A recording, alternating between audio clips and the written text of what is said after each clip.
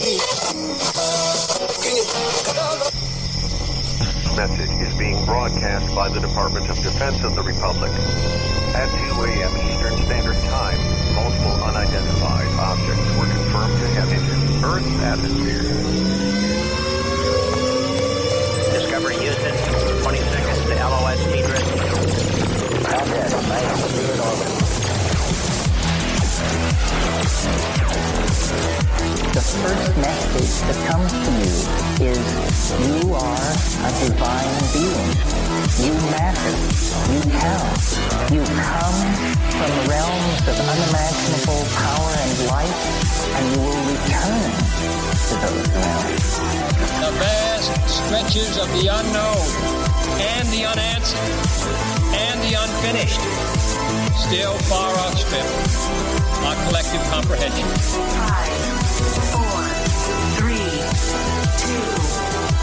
1. Broadcasting from Forest Tower Studios, all the way from the Deep South. Now, here is your host, Joe Rubel. Broadcasting from a shack on a hill in the mossy creek bottoms of Cane Creek, Arkansas. I'm Joe Roop, and this is Lighting the Void. Thank you so much for joining us tonight once again. It's good to be back night after night with you guys. Tonight, it's Tuesday night, September the 17th, and we are live on the Fringe FM. Our guest tonight is Loyd Auerbach, a parapsychologist, professor, investigator, and speaker, and actually so much more, is here with us to talk about parapsychology, the mind, the paranormal, psychism, how to investigate things properly. I'm very interested in talking to him. Very, very interesting guy. And I think we're going to learn quite a bit tonight. It's important that we learn some of this stuff because, I want to separate fact from fiction here. And when it comes to these things, and I don't think there's a better person to talk to than who we're speaking with tonight. The show is brought to you by AncientLifeOil.com. If you are a believer in CBD oil as I am, why not get the best? Ancient Life Oil at AncientLifeOil.com. Also, GetTheTea.com.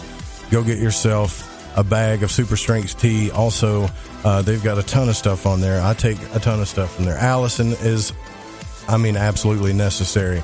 Also, the super strength tea.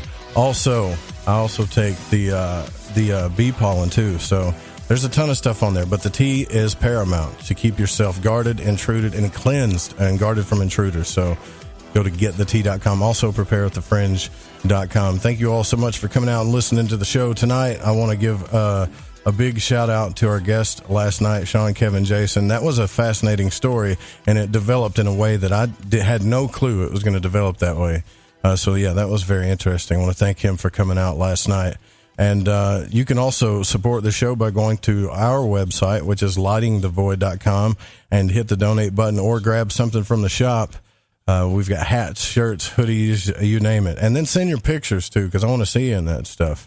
And Season 4 for UFO Seekers is about to come out. We've been sharing the trailer, or the premiere trailer, like crazy. So it is out right now. I think this one's going to be awesome. Head over to ufoseekers.com, backed and supported by the Fringe FM and Lighting the Void. And there are YouTube channels, youtube.com/UFO Seekers. Give them a follow on Twitter, because that's where you'll see Tim most frequently at. He'll be hitting up Twitter quite a bit daily, so at UFO Seekers on Twitter. Now, Loyd Auerbach holds a Master in Science, and he's director of the Office of Paranormal Investigations since 1989 and president of the Forever Family Foundation since 2013. He has been in the field for over 40 years, focusing on parapsychology, education, and field investigation.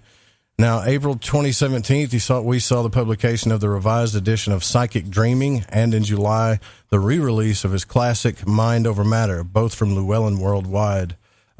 He has reprinted his first book, ESP, Hauntings and Poltergeists, a Parapsychologist's Handbook, for its 30th anniversary. He is also the author or co-author of 9 paranormal books, including The Ghost Detective's Guide to Haunted San Francisco.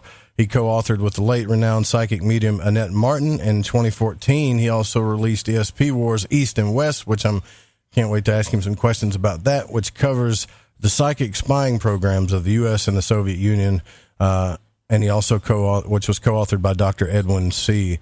And in May, who runs the U.S. program, Dr. Victor Rubel and Joseph McMoneagle, I think I'm saying that right, the project's #1 remote viewer.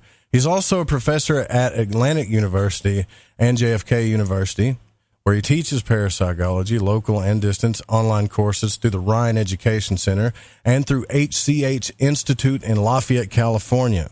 He is on the board of directors of the Rhine Research Center and the advisory board of Windbridge Research Center and Institute. His media appearances on TV, radio, podcast, and in print number in the thousands, including the new Thinking Aloud with Jeffrey Mishlove, one of my favorite guys on the planet, The Unexplained, ESPN Sports Center, ABC's The View, Oprah, and Larry King.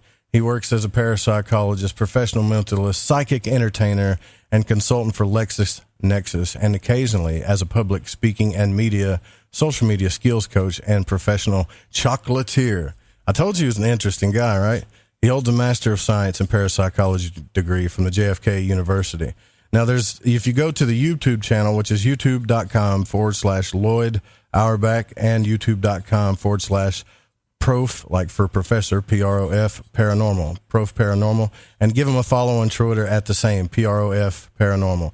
His website's currently doing an overhaul, but if you go to tinyurl.com/mindreader.com, you will find him there. Fascinating background, Lloyd. Thank you so much for coming on Lighting the Void. A real pleasure to have you here.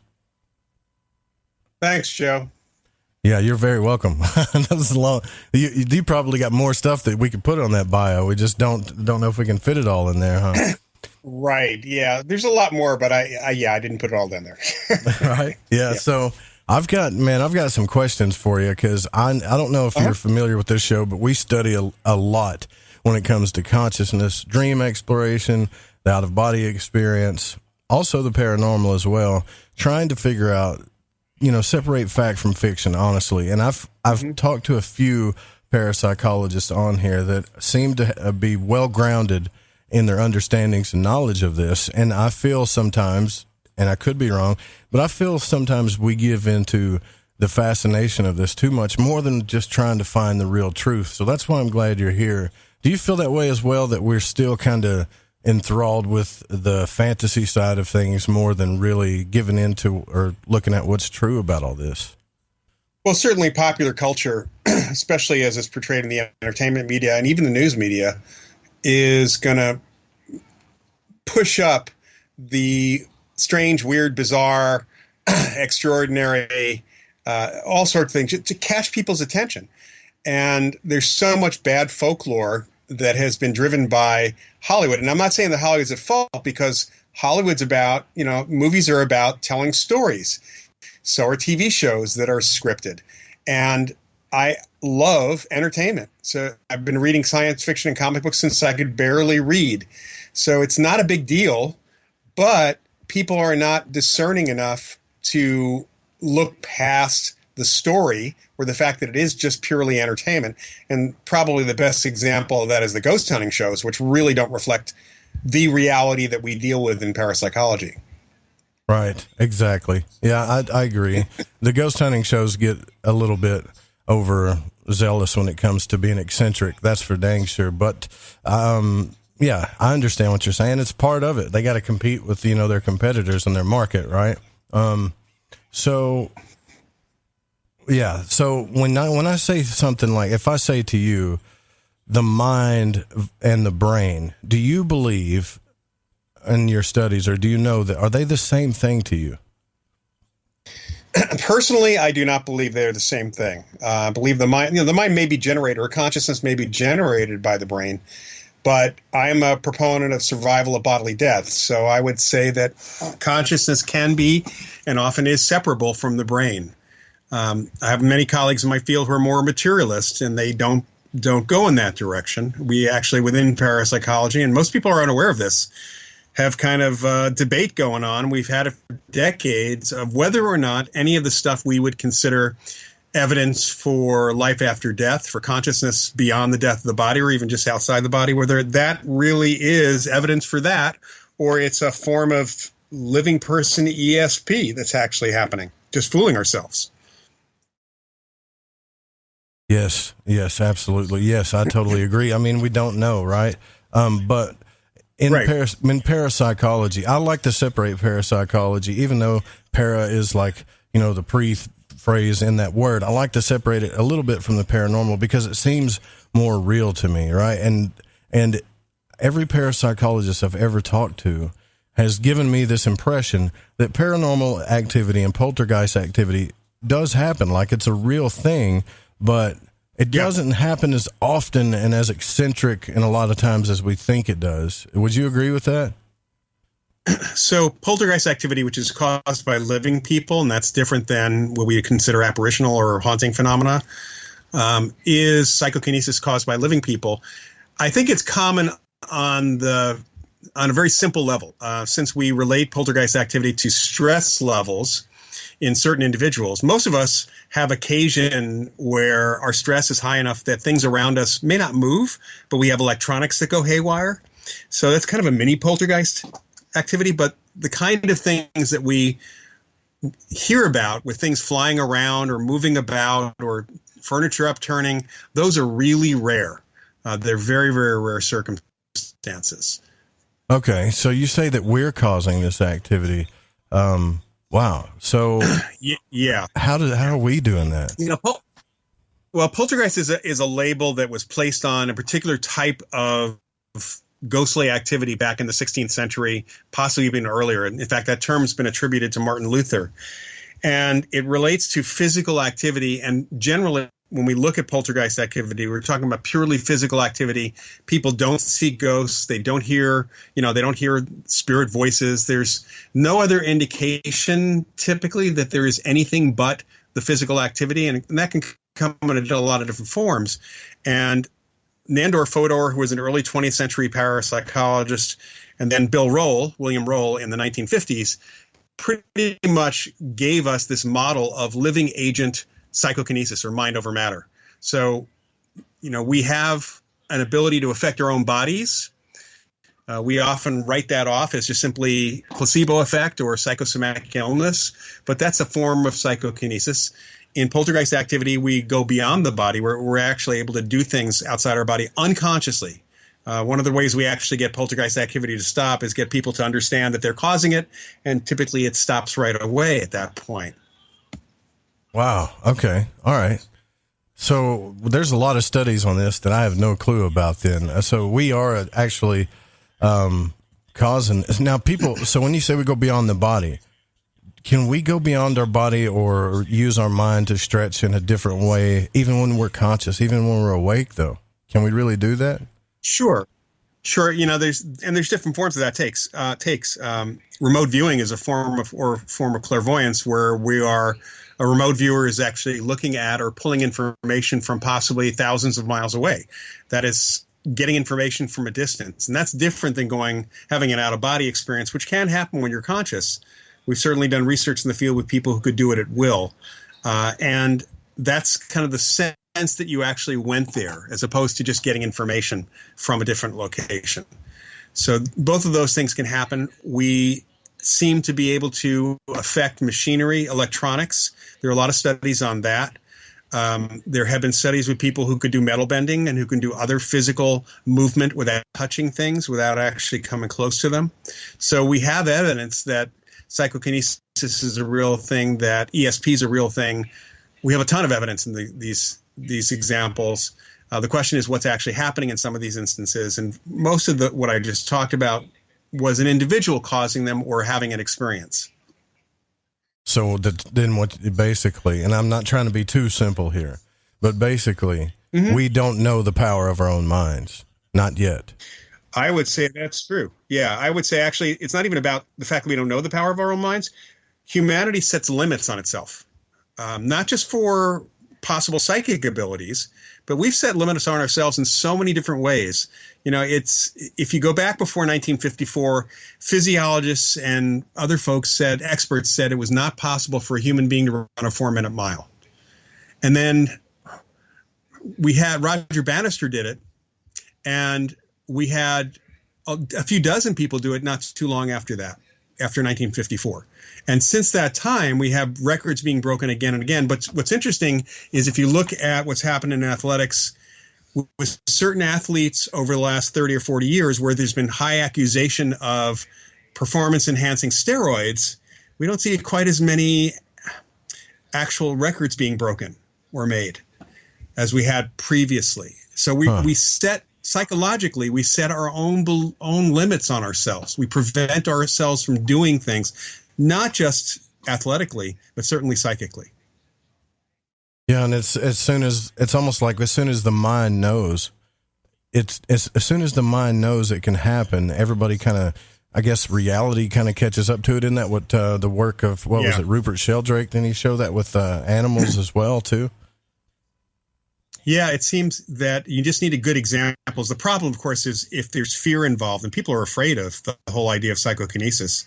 So when there's fear involved, you have to get them past that fear as well in order for it to be kind of taken to heart. I think what people are afraid of the most when I talk about subjects like this, and maybe you'll agree, is mind control. Can somebody really play with my mind and force me to do things, influence me in ways that I don't understand? Right? That's a scary thought. Psychically, there's no evidence. There's really no evidence that people can do that psychically. There's more evidence that people can do that through all sorts of more normal means, although I don't know if, giving somebody mind control drugs is necessarily normal, but it's not, it's explainable.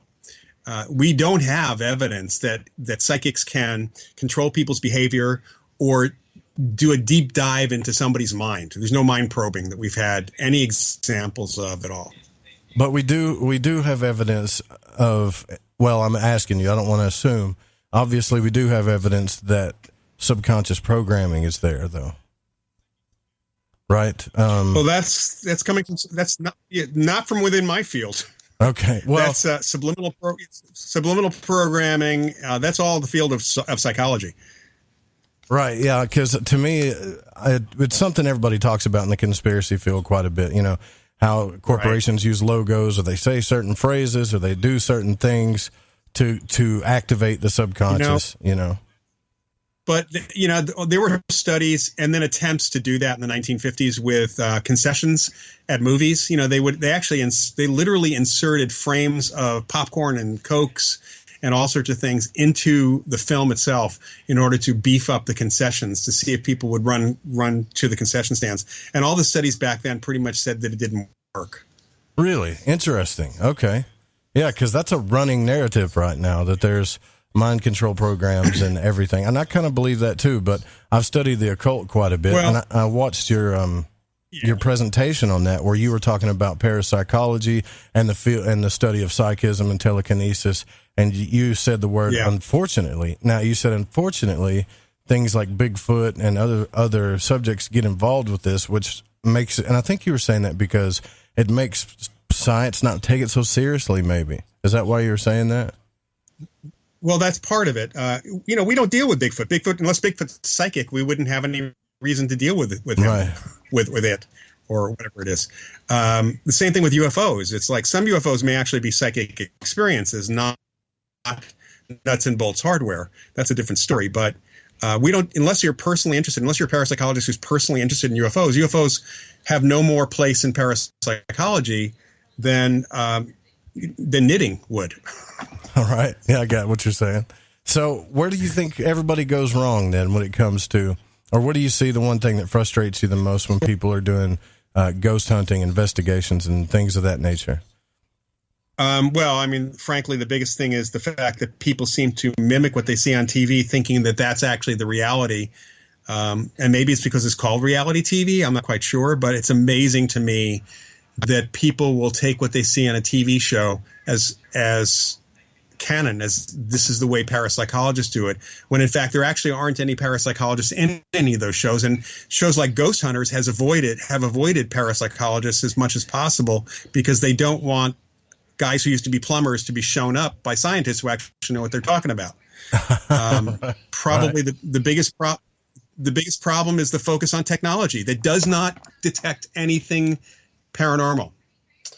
No matter what they say, it doesn't matter how many times you put the word ghost or spirit box on the box or the device. It's not been shown to detect ghosts or even psychic ability.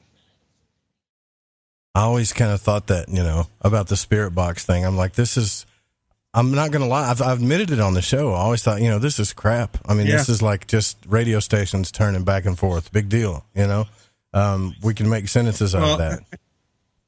Yeah, and people do make whatever they can out of it. It's kind of an audio Rorschach test. The same thing with EVP in general. That's not to say that there's not really good, interesting stuff that happens with well-controlled electronic voice phenomena experiments, because there's been some really interesting stuff in that arena. But the average stuff that we see coming out of ghost hunting shows and individuals is kind of crap, and it's not good evidence. Not to mention the fact that a lot of times they're doing it and nobody has an experience or anything to tie it to. Probably my biggest problem with many of the shows is that they ignore, and I've heard this from many ghost hunters, by the way, they ignore the actual witnesses, and they excuse it by saying that the witness testimony is anecdotal evidence and is kind of subject to people's perceptions, which is true. That's absolutely true. But if you don't have witness testimony, you don't have a ghost story. If you don't have a ghost story, what in the world are you actually investigating? Yeah. It's like you're trying to make something happen. Yeah, I've seen that so much.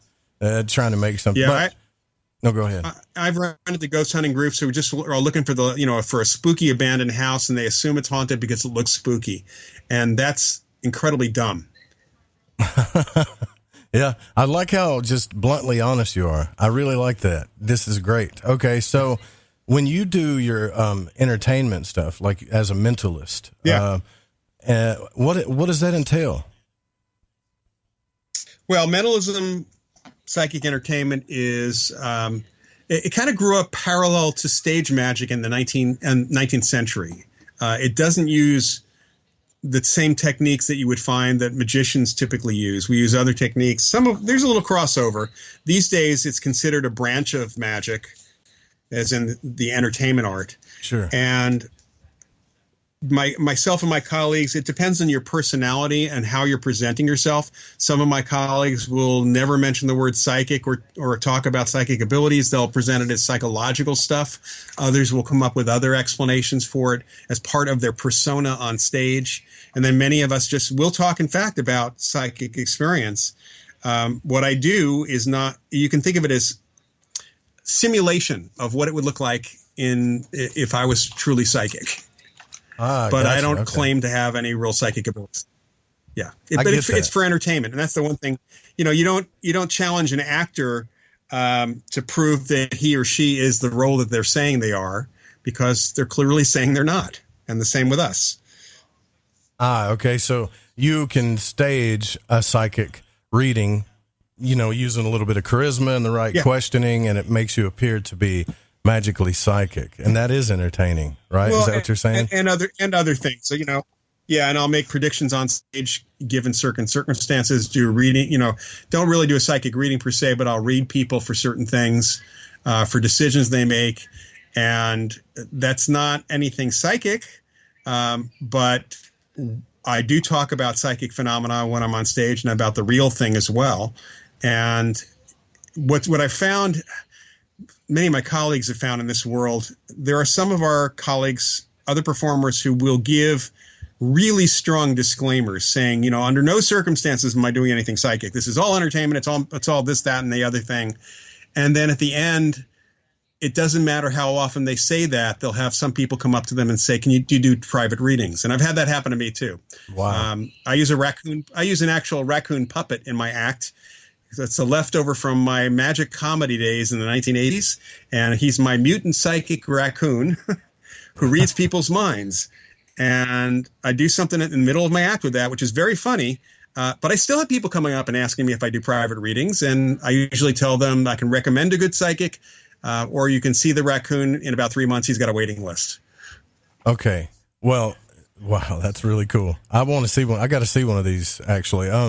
So do you believe, but you do believe in real paranormal activity and ghosts? Oh, absolutely. Yeah. Great. Yeah. Okay, great. Because that's what I want to talk to you about. But we're at our first break already. I can tell this is going to be interesting. Loyd Auerbach is with us tonight, right here on Lighting the Void. We'll be right back. Stay with us.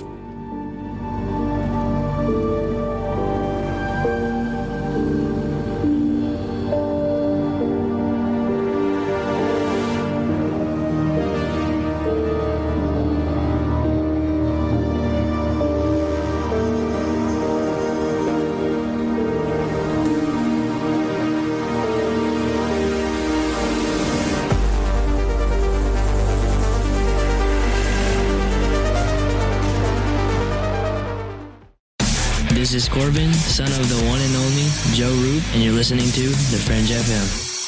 Did you know that qualified patients can access medical cannabis in all 50 states? Cannasense is a medical cannabis collective that helps patients in all 50 states gain access to cannabis medication. Cannasense does this with a streamlined process and strict compliance with the Compassionate Use Act of 1996, the Affordable Care Act, and the U.S. Constitution. It is important for each patient to understand the legalities involved, the cost, and the benefits of cannabis medication. Through truth, legalization, and education, the medical benefits of cannabis will supplant recreational perceptions, and the real vision for change will be realized. Let the people and their personal doctors take control of their medical cannabis decisions before the greed of big business takes over. The tipping point for change is today, and Cannasense is ready to lead the charge and enable legal access for all qualified patients to medical cannabis through its proven system. For more information, go to thefringe.fm/care or click the banner on the website today. I think by now we can get the information. I love magic, and on Lighting the Void, each and every week, you will get to hear shows about magic, mysticism, and many other subjects that stretch your mind and imagination. So when I got my mind on the magic and the magic on my mind, I listened to Lighting the Void on the Fringe FM. It's magic. May the gods look with favor upon you. You're wondering what we're going to do to you, aren't you? I'm getting older and noticing that my body just doesn't work as well as it used to. So I like to keep fit as possible by hitting the gym a few times a week. Recently, I started having a nagging bicep pain, and it got so bad I couldn't even lift the weights. When I was complaining about it to a friend, he told me about angioprim. He said chelation helps remove toxins, heavy metals, and cholesterol in veins and arteries that may cause blockages. You know, after just 1 week of taking angioprim, the pain was gone, and now I'm back in the gym full strength. Scientific research proves the active ingredient in angioprim has superior oral chelation action that helps promote cardiovascular health. So to learn more, go to angioprim.com. That's ANGIOPRIM.com, or talk to a trained consultant. Call Angioprim toll free at 877-882-7221. You'll feel better with more energy. Call 877-882-7221 or go to the website angioprim.com. Come, walk through the mossy creek and up the hill. Never mind the flashing lights and otherworldly shadows. They stay hidden within the trees. Come, step up to the shack and begin your journey to the answers that you seek. This is Lady Anne, and you are listening to Lighting the Void on the Fringe FM. Okay, here we go. AncientLifeOil.com. AncientLifeOil.com. Now this is for CBD. AncientLifeOil.com. Again, for CBD. Where do I get CBD?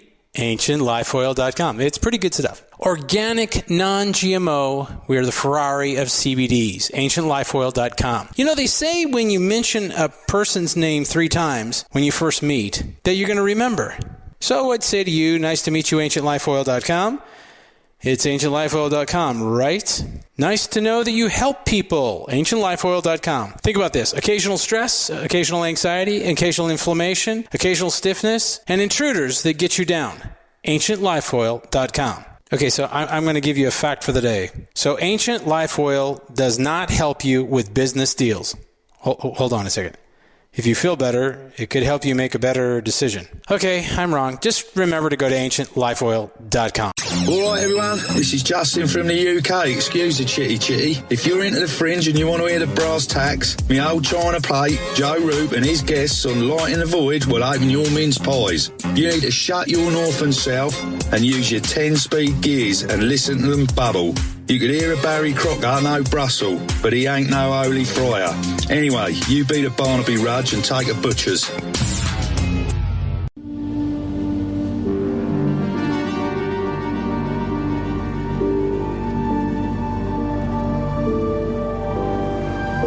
You're listening to Lighting the Void. The call-in number is 1-800-588-0335. If you would like to text, you can text in at 501-777-5631.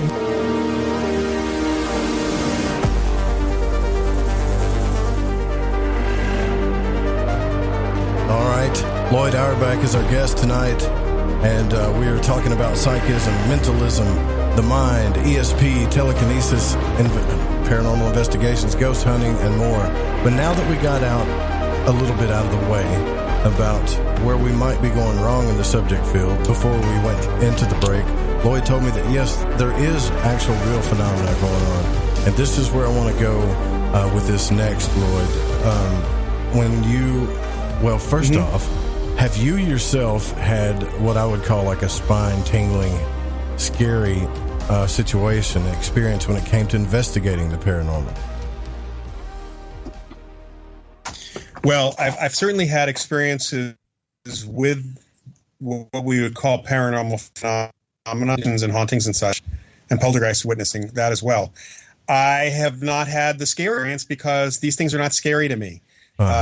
The only scary experiences I've had while investigating has to do with the living people, not the dead people. I got you. All right. So, but it's real. Like, so have you seen real apparitions, like spirits or what we would call a ghost, in front of your own eyes that you would consider, okay, yep, that's a ghost? I have not seen a ghost. I think it's really important first for people to know that not everybody sees these things. It's not the eyes that are perceiving what we would call a ghost or apparition. It's think of it as your psychic ability. It's your mind's eye that's doing it.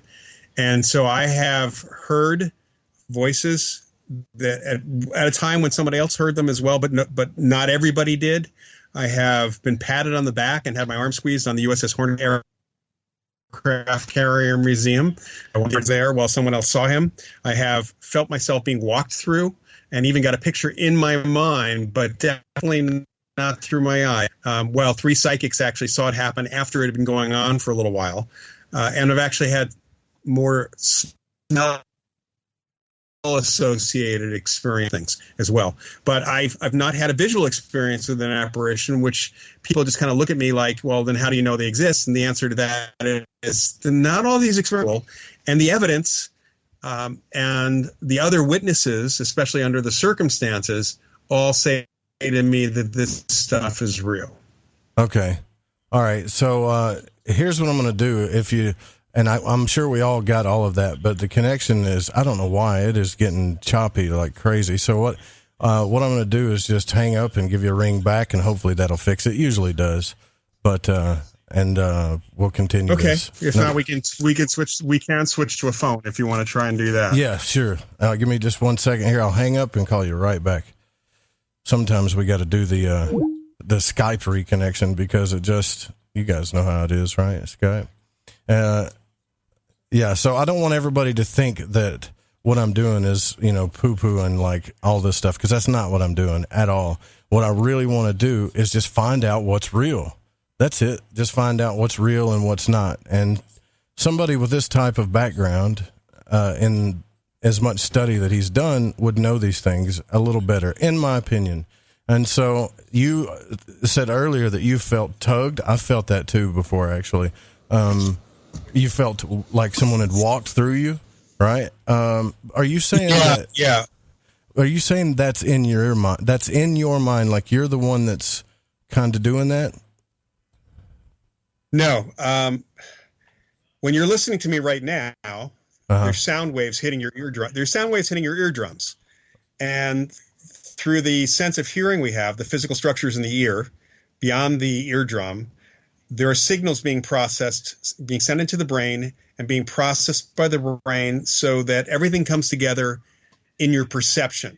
It's really important to separate sense from perception, because what we see and what we hear, what's actually hitting our eardrum, we only are aware of certain things. What we see through our eyes, we're only aware of certain things in our perception.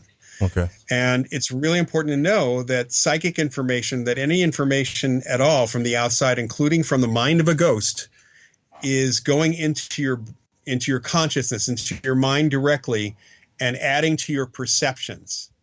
So that when people see ghosts, they're not seeing the ghost with their eyes. They are seeing the ghost with their mind, but it's being added to what they're seeing through their eyes. Think of it as a superimposed image, like somebody standing in front of a green screen. It's not a visual thing. Yeah.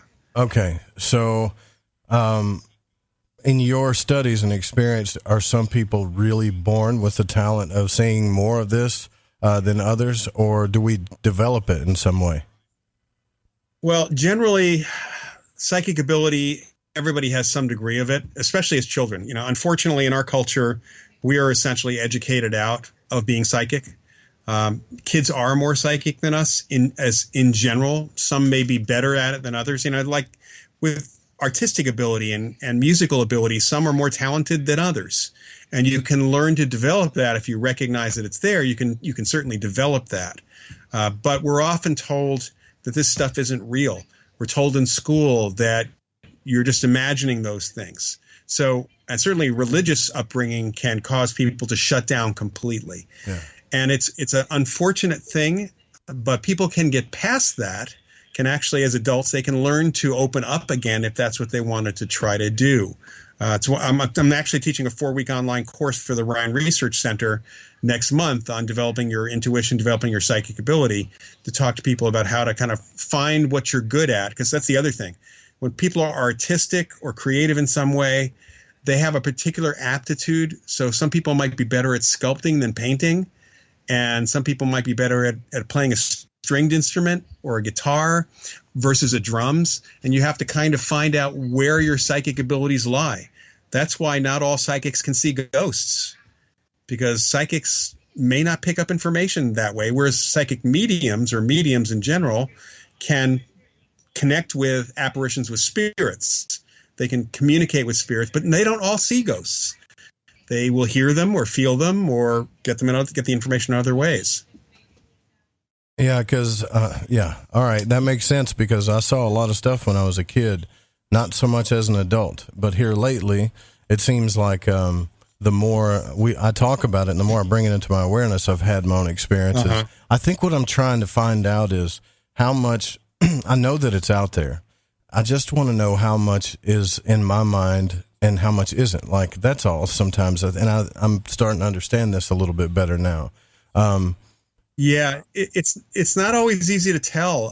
That's the problem, is that it's hard sometimes to separate out the psychic information from the information you're getting through your senses, because a lot of times it's the same information. So things like EVPs, and we all have heard the classic shows where people play their EVPs and everybody's like, hey, did you hear what the ghost said? And everybody tries to interpret it. Now, that's a little bit different than spirit box stuff, right? I mean, EVPs are a real thing, surely.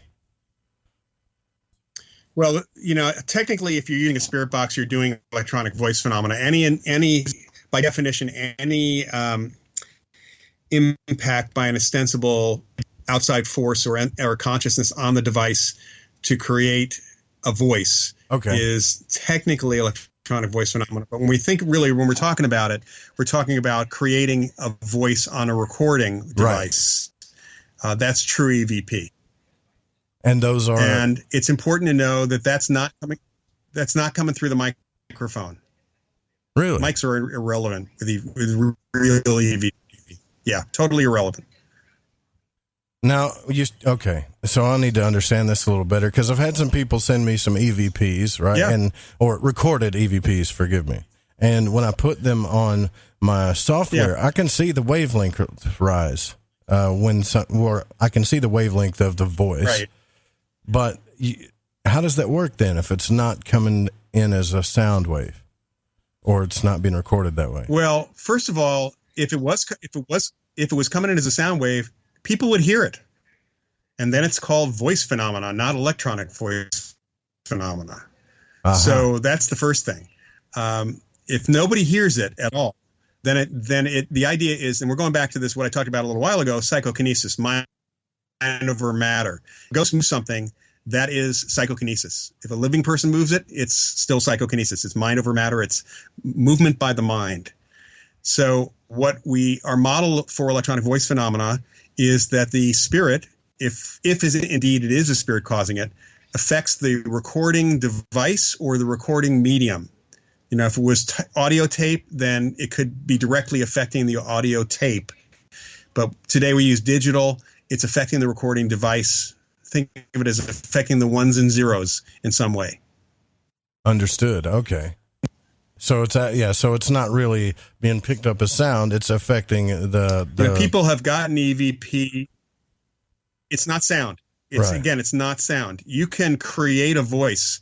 You can use a computer program to artificially create a voice, and it's not sound until it's played back. Then you hear it, but it exists in the computer as a digital voice without anybody listening to it. It still exists.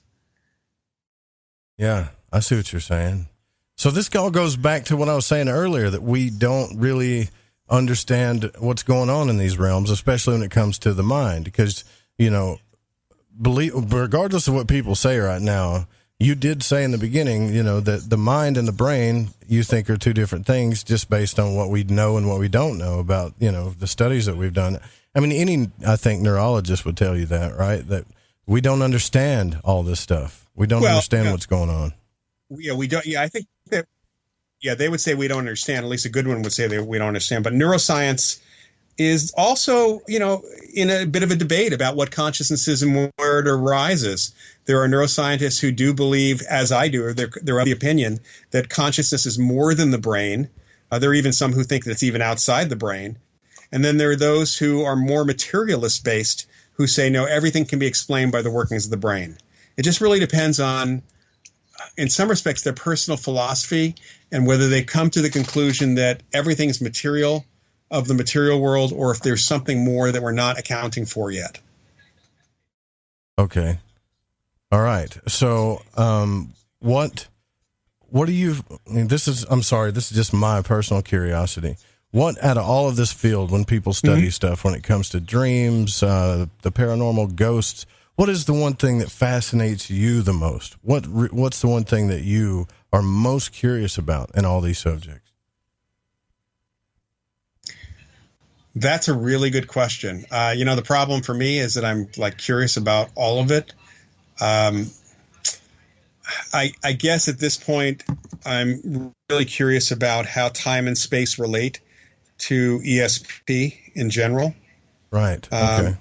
That's one thing. I'm also, because, right now in our field, we have a number of people who have postulated that all psychic experience is a form of precognition, potentially, that there's a direct relationship there. And then I'm also very curious about psychokinesis, about mind over matter, and what causes, what forces are involved there, if there are forces at all involved there. It may be something more than that.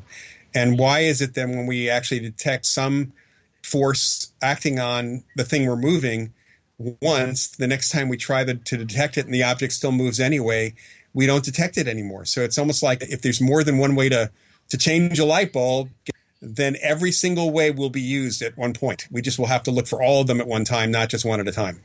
So that's really interesting and makes my curiosity go big time. Yeah, that is fascinating. I want to run it. Yeah, that is interesting too. I want to run something by you. Last night I had a guest on, and he went somewhere I never thought he would go, Lloyd. He was talking about a UFO experience, a voice that he would hear in his head before something would actually happen. Mm-hmm. And he said, I heard this voice, and it would even make my stomach move. And it would tell me this thing is going to happen. And it was either a cop, or his daughter was about to get her hand slammed in the door or choke on something, or even it told him to go to Area 51 where he saw a UFO. And the third hour of the program, he started going into this retrocausality of time and space, where he thinks that there's some type of force that was working kind of backwards in time to tell him these things in order so it would manifest or something. And I was trying to understand it. What are your thoughts on that? Like time, like retrocausality, time travel. Do you think that that's really going on? Like a voice could come through time and say, hey, this is going to happen. And then because you think it's going to happen, it happens. Well, first of all, probably that voice was coming from within himself. It was probably not an external voice. Right. He even said it sounded like him. Yeah, I mean, we all hear voices in our head. If you have an earworm, as they say, a piece of music playing in your head, you hear it pretty good in your head. Unfortunately, you can't get rid of it most of the time. So we have voices in our head, and most of them come from within ourselves. We can have conversations with ourselves in our heads. And precognition can come through to people as visions, as feelings, or as voices providing information. So that's probably what's going on. He's just interpreted it as an external source. As far as retrocausality goes, technically, when we talk about picking up information about the future, if we're actually getting information from a future or the future, it is technically retrocausality. The information starts in the future and comes backward in time. That doesn't mean it's, there's a time travel device or a time machine. It's just the way that physics works and the way that precognition actually works. So, the question is whether or not psychokinesis can, after the fact, change the past. And there's some people in my field who seem to think it can, and I have no idea. I don't see that. There are issues with trying to do an experiment that way, all having to do with precognition, but that's a whole different story. Sure. So what got you, did something happen to you that made you, I know this is a lame question, but everybody asks it, but I'm genuinely curious about this. Did something happen to you to really make you want to go into these fields? Did you have an experience? No, actually, in fact, most of the people in my field didn't have some sort of psychic experience. I grew up watching TV shows like One Step Beyond and Topper and The Twilight Zone, and reading comic books and Greek mythology, and watching and reading science fiction from a very, very young age. My dad worked for NBC News when I was a small child, and he was involved with covering kind of the part of the crew that covered for NBC News the Mercury and Gemini space shots. So I was very interested in astronomy and space science, also in geology. So I was a little science geek, but I loved folklore and I loved science fiction and comic books, and eventually television shows like Star Trek and Dark Shadows turned me on to books on parapsychology. I was able to find that there were books by scientists about ESP and about ghosts and about other things. And that's what really grabbed my interest. Gotcha. Okay. So instead of being a geek like me, where you just like to read the stuff and talk about it, you said, I'm going to go study this stuff for real. That's awesome. Yeah. That really is cool. Yeah. I actually, I had a couple of teachers in high school who were interested. One was a physics teacher who was born in India, and the other was the earth science teacher. And because of them and with their help, I started a parapsychology club in my high school back in the New York area. And we did ESP tests and dice rolling tests, and we got to meet some area parapsychologists as well. So I really pursued it and had a good support system to do it. Yeah. So, yeah, that's really cool. So earlier you were talking about psychics psychism that does seem to be real, or a little bit more powerful than what would be called charismatic entertainment and good guessing. Right. So if, let's say, 20 people came to you and said, I'm a psychic, and you ran tests on them, how rare is it to find somebody with true abilities, you think? Well, with controllable abilities, it's not that common. There's actually a lot more people who call themselves psychics, and excluding the phonies, because there's an awful lot of phonies out there, unfortunately.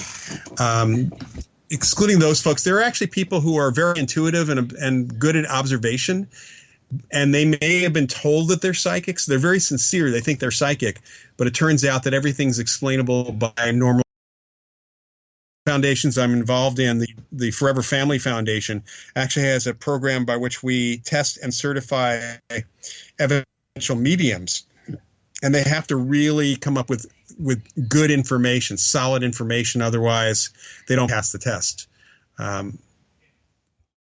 Oh, okay. So as far as how rare it is, I haven't met every psychic out there. A person calls himself psychic. We don't really have statistics on that, honestly. Yeah, I know. I was just curious just to see how rare it is, and just trying to make a point that I believe it's a very, very rare thing. And I apologize about the audio glitch, folks. It's just for the past 2 weeks it's been happening, and I'm working on it, but it's fixed now. Yeah, but see, I believe it's rare. So when I come across people that I think, and I could be wrong, but when I come across people that I think have real I guess, developed gifts, I try to hold on to them. And I think it's a little selfish of me, but I try to do it. I'm like, come, do a radio show or come to the station, because I feel like, man, it's a once in a lifetime thing where everybody else I talk to, they talk about it as it's just everywhere and all over the place,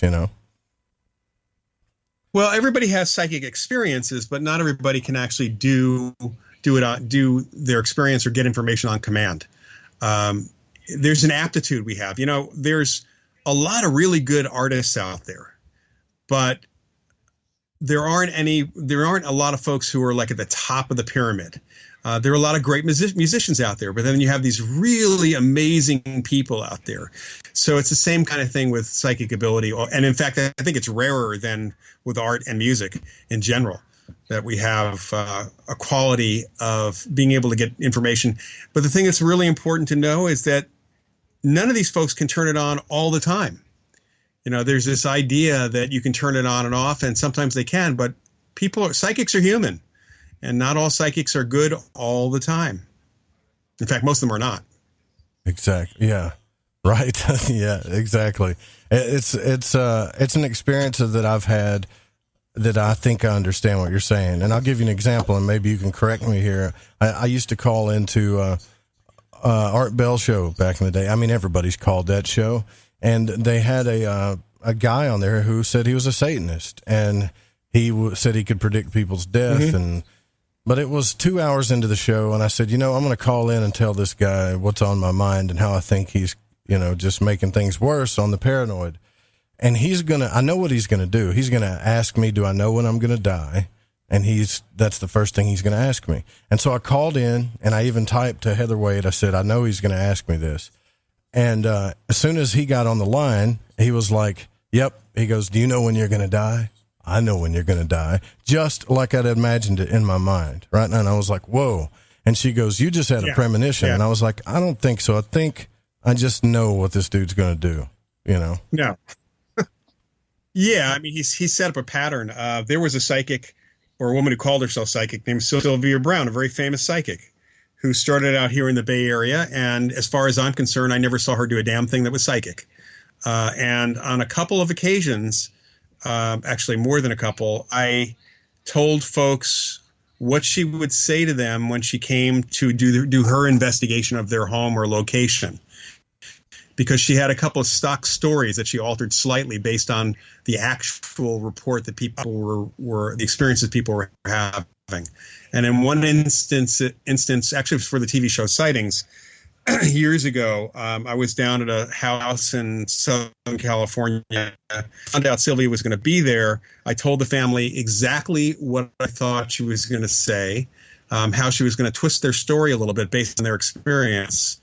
And we had gotten some good information about what was going on in their house. They had real activity happening in their house. And I flew back to the Bay Area, San Francisco, and I got a phone call shortly after I got home from the woman in the house who was laughing, saying, you hit it right on the head. She said almost exactly what she had, because apparently the woman called while Sylvia was in the room. Oh, yeah. So it was just one of those times where... It was not a premonition. I knew her stories. You can make predictions based on people's behavior and their shtick. So this guy, the Satanist, people when they were going to die, it was a pretty good shot that he was going to do that. I gotcha.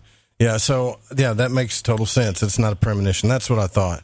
All right, here's what we're going to do. We're going to take our break, and the next two segments, unfortunately, we're going to have to do on the phone because it's starting to get choppy again, and I want to, give Lloyd as much time and respect as we can here. So we'll get that cleared up, too, when we come back. More Lighting the Void. This is, if you got any questions about this stuff, if you're curious like me, right, about what's real and what's really going on and what's not, when it comes to the paranormal, parapsychology, I think now's the time. So you can call 1-800-588-0335. You can also text into the show at 501-777-5631 or send us your message on the Fringe FM chat. We'll be right back.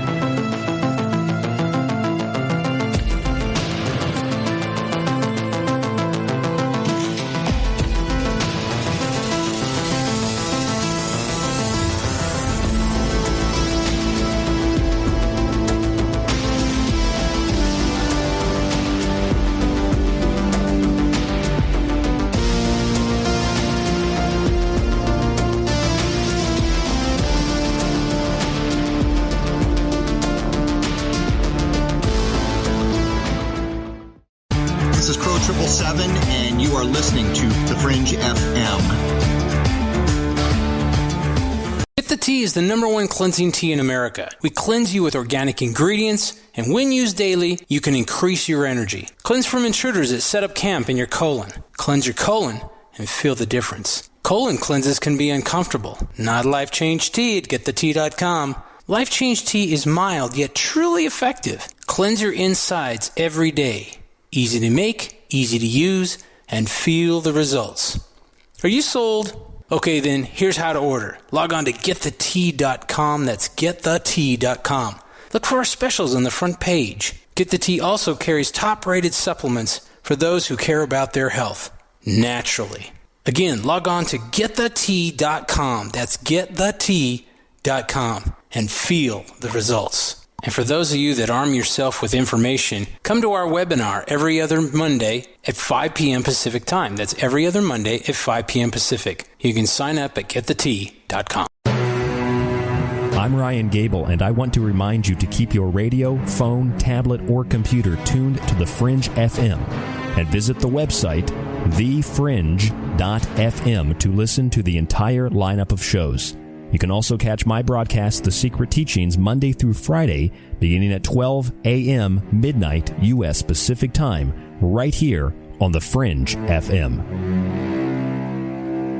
Alex.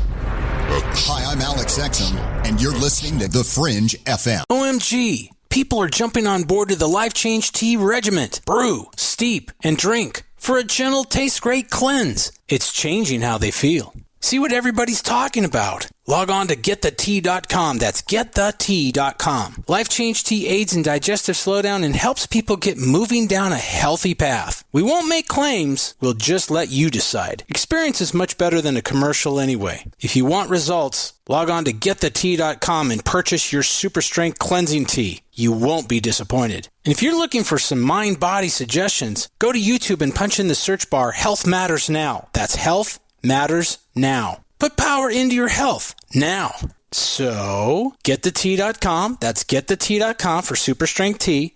And YouTube, Health Matters Now. That's Health Matters Now for valuable suggestions. Getthetea.com. The tea that makes you go. This is Reverend John M. Polk. Please visit me at johnpolkmedia.com and visit my show, Quantum Hologram Matrix, 5 p.m. Pacific, 8 p.m. Eastern, every Tuesday on thefringe.fm.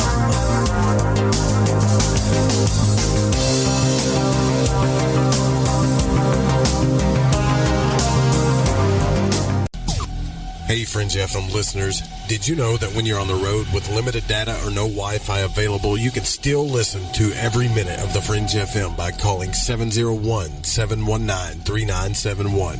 No smartphone app or internet needed. Saves your data plan and no extra cost if you have unlimited minutes. Call 701-719-3971. That's 701-719-3971. Listen to the Fringe FM on any phone, anytime, anywhere. Hey, is that a new music app? Yeah, check it out. Surfer Music Discovery. It links to thousands of online stations, but the twist is you see the song names and artists that are now playing live. That's different. No guessing. Looks like a waterfall of music. So many formats. Rock, oldies, country, R&B, jazz, and a whole lot more. How's that spelled? Surfer. S-U-R-F-R. Is it expensive? It's free. No need to sign up or sign in. Get the Surfer Music app free from Google Play or the App Store. Hi, this is Kronox from Belgium, and you're listening to Lighting the Void with Joe Roop.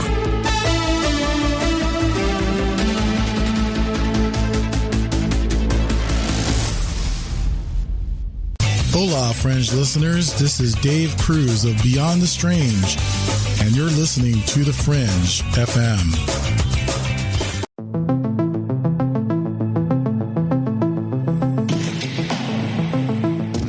To call Joe, pick up the phone, dial 1-800-588-0335, toll free from the United States or Canada.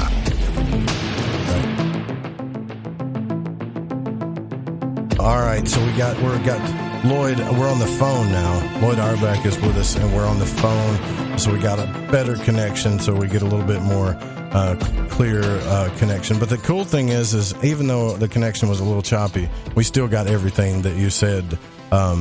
So when it comes to psychism, I want to clear up just one. I guess I could finalize this topic with one last question, maybe about what's real and what's not with psychics. In your experience and in your studies, have you met someone that in your mind, even if it's one person, you said, well, I don't know, this person is different. They might actually be what's called a real psychic. Have you ever been impressed like that? Multiple times. I've worked with psychics since the early 80s. Okay. I've met many people, either through other researchers or just because I've run into them certain ways. But I've met some great psychics. I work with good psychics. On our cases, I tend to, if I can, bring in a psychic with me on the cases that I do. We do bring in a psychic or a medium, just depending on what the kind of reports are that are happening. It helps cut through the process. When you're doing, most of the cases I do are family settings. They're not, public locations like you see on TV. Although I have worked with a few of those over the years. And with family settings, you're trying to get to the heart of the matter as quickly as possible because they either want it to stop or they want to understand what's going on. And you can't drag it out. You also can't do what most ghost hunters do, which is spend the night, get EVPs, show them the EVP, play the EVPs for them, and then leave without helping them. That's what most ghost hunters tend to do. So psychics are a tool in my toolbox for that, for investigations. Wow. Okay. So you've probably, I'm jealous of you then. So you've got a pocket with some numbers on it, some real people that got some real stuff going on there. So, but you did say earlier too, though, that we all have these kind of abilities. Some people have tapped into them a little bit more. Some people haven't. I know you're familiar with Edgar Cayce because I looked at your playlists on your YouTube channel and you got some stuff about Edgar Cayce in there. And I'm just curious as, how he says that he was approached by an angel and he was given these gifts. Do you think that was real? Do you think he was given some type of gift? I'm not asking you if the angel's real, but do you believe he was given a gift? Well, I tend to think that that's a metaphor for opening up something that you had all along. The people who have near-death experiences, and they weren't terribly psychic before the experience, but after the experience, they somehow, something was triggered in them that makes them open up psychically in one direction or another. So we have people who have trauma, who, after a traumatic experience, a physical trauma or a mental trauma, they seem to develop psychic abilities, or at least it comes out of them where it was perhaps suppressed prior to that. I don't think that people who were not psychic or didn't have an aptitude for it suddenly are given a gift. And we tend not to call these gifts. Talents, yes. Gifts, not so much. Because gifts implies that somebody gave it to you rather than it's something you were born with. Okay. All right. So what do you feel that we could do for all of us when it comes to things like psychism to better open up our gifts? Is it in relaxation, focus, or because you teach this, right? Yeah. So I'm going to go back to something, the psychic I worked with so many years ago, Alex Tanis, who we did studies with at the American Society for Psychical Research in New York. He was somebody who could do out-of-body work, but he also was a medical intuitive. He was a healer. He worked with police and FBI. I mean, we had police and FBI showing up at the organization whenever he was in town to consult with him. And Alex, when I asked him that question, I was like, Alex, how do I become more psychic? Or how do I become psychic at all? And he said, well, first, notice that you already are.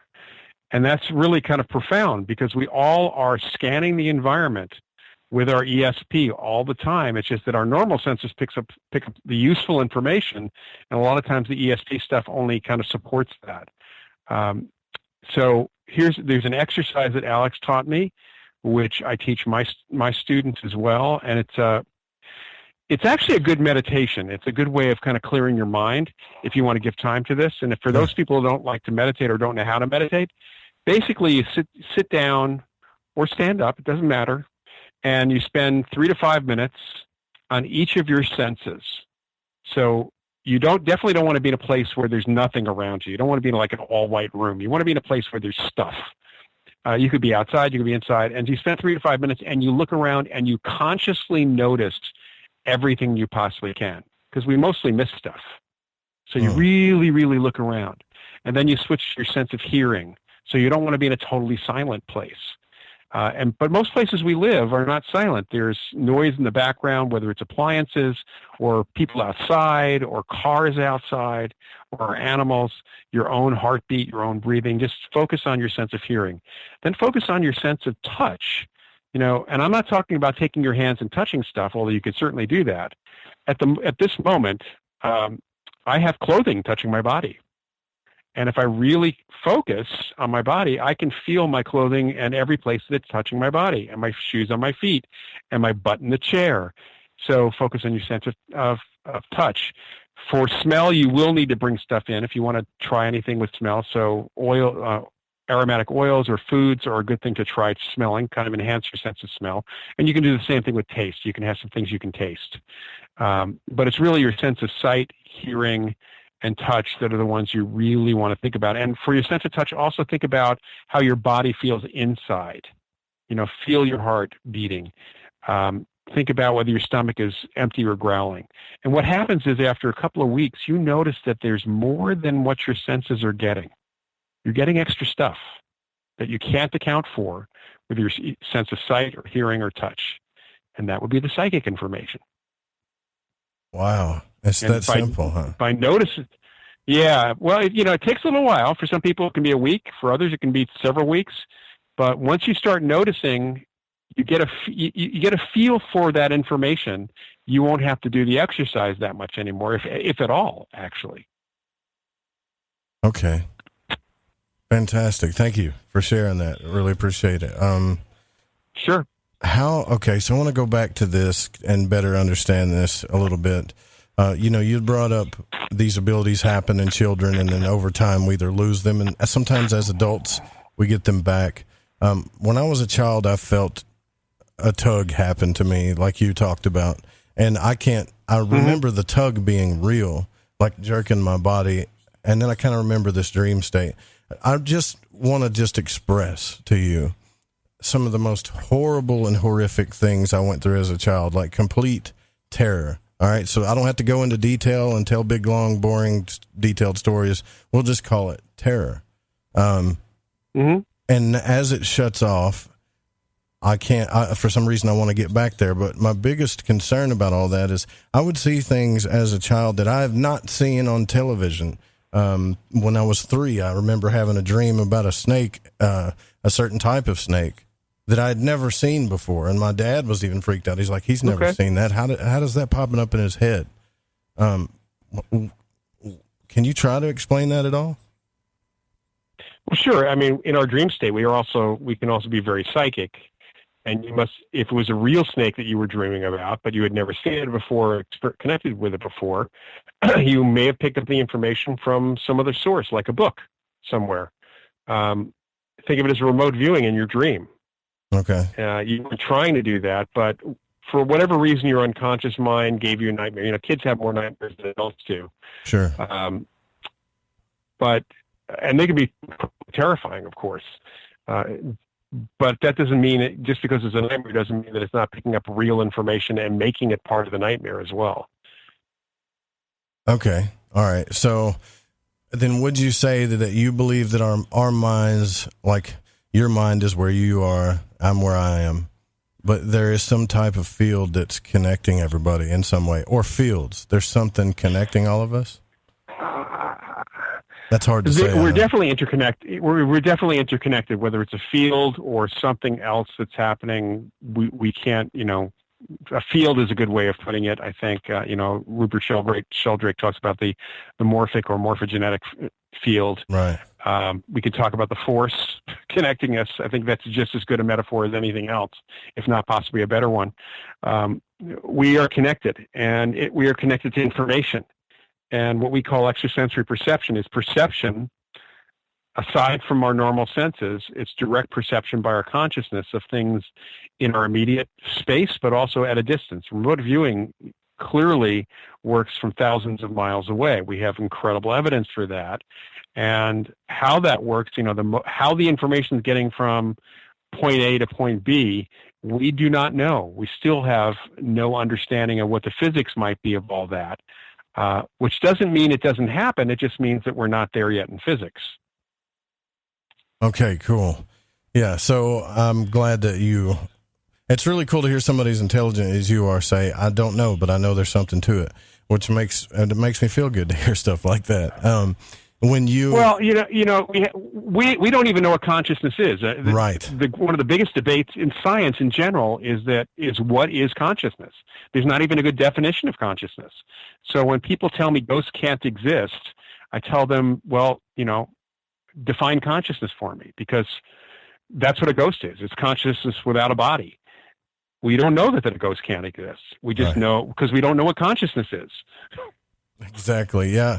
I believe exploring that subject is paramount right now, and more people are doing it more and more. You wrote a book called Psychic Dreaming, a Parapsychologist Handbook. I have not read that book. Yep. But is that book about exploring things like as far as how Carl Jung talks about, or is it something totally different? No, well, there is some information about what we know about dreams, and frankly, what we know about dreams is less than what we don't know about dreams. We still don't know how dreams work. And there are really different ideas about that. As many different ideas about what dreams are as there are ideas about what consciousness is. The book is an exploration of the ways psychic ability comes through in the dream state. Whether it is telepathic dreams, so shared dreams, or dreams of real time, like your snake dream might have been a dream of real time. Your dream also might have been a precognitive dream for when your dad looked up the snake to see if it really existed. Most people who have psychic dreams, tend to have precognitive dreams. And so there's an exploration of that specifically, but also in the book I cover potential dreams of past lives and out-of-body experiences and connecting near-death experiences. So it's really an exploration of how psychic information, psychic experience plays out through the dream state, which is probably the best altered state for psychic information, but unfortunately gets also contaminated by our unconscious minds in other ways. Storytelling. Okay. All right. So when you hear people talk about sleep paralysis and seeing apparitions or seeing things sit on their chest or choke them or shadow people, that phenomenon, that's pretty much, is that the same thing? Well, it's not the same as psychic dreaming, because an apparitional experience in a dream, with what people would call a visitation dream, is very, very different than that kind of sleep paralysis experience. And unfortunately, when you're in the process of waking up, several things can go wrong. One of which is that your body doesn't wake up completely. So if you've ever had the experience of waking up in the middle of the night and your arm is dead, and then you get that pins and needles feeling because now it's waking up, that is sleep paralysis, as much as the sense of somebody sitting on your chest. We are actually in sleep paralysis. The experience of not having your body wake up all at once is actually, I guess you could say, the sleep paralysis wasn't working right, because when you're dreaming, your body is in a state of sleep paralysis, or if it was not, you would be, if you're dreaming about running, you would be running in bed, and you don't want that to happen. So it's a malfunction of sleep paralysis that people talk about. So it is related to sleep paralysis, but it's a malfunction of sleep paralysis. So if the body doesn't wake up, if it's not your arm or your leg that hasn't woken up, it could be your torso. And if your torso doesn't wake up or come out of the sleep paralysis as the rest of you is, then instead of, it's going to feel numb, and it's going to feel like there's pressure on it. And also, as you're waking up, you're in a hypnagogic state, and imagery can continue in that state from the dream state. So it's not, you're also very suggestible too. So it's not unlikely that people will see shadows or see something sitting on their chest, because obviously there must be something sitting on your chest. It feels like something is sitting on your chest. Right, yeah. So that kind of comes through. it doesn't mean that there's anything apparitional or ghostly happening at all. Okay, yeah, because I've had messages from people that are completely plagued by this. I'm talking about tortured by it, almost to the point of suicide in some cases, and it's really bad, you know. So they need to see. I mean, they need to go to a sleep center. They're having a sleep disorder, is what they're having, and that's the first thing they should look at. They should always go. That should be the first thing you're considering, not that there's some demon sitting on your chest. Yeah, because people come to me over the years and said, I'm afraid this thing's going to kill me. I said, well, it's been happening for 5 years. I think he would have killed you by now. Right. Yeah. And I'm not trying to make light of it for those, who I'm talking about. Yeah. I keep it confidential, but they told me, I see this thing sitting on my chest and it's squeezing my throat. Well, that made me think of the time when I had panic disorder. I had to go through therapy for that, and I would hyperventilate so bad, I literally felt like something was squeezing my throat. And I'm thinking, okay, this is psychosomatic. So I would tell them, make sure you go to a doctor. That's what I'd say too. See a professional first, Yeah.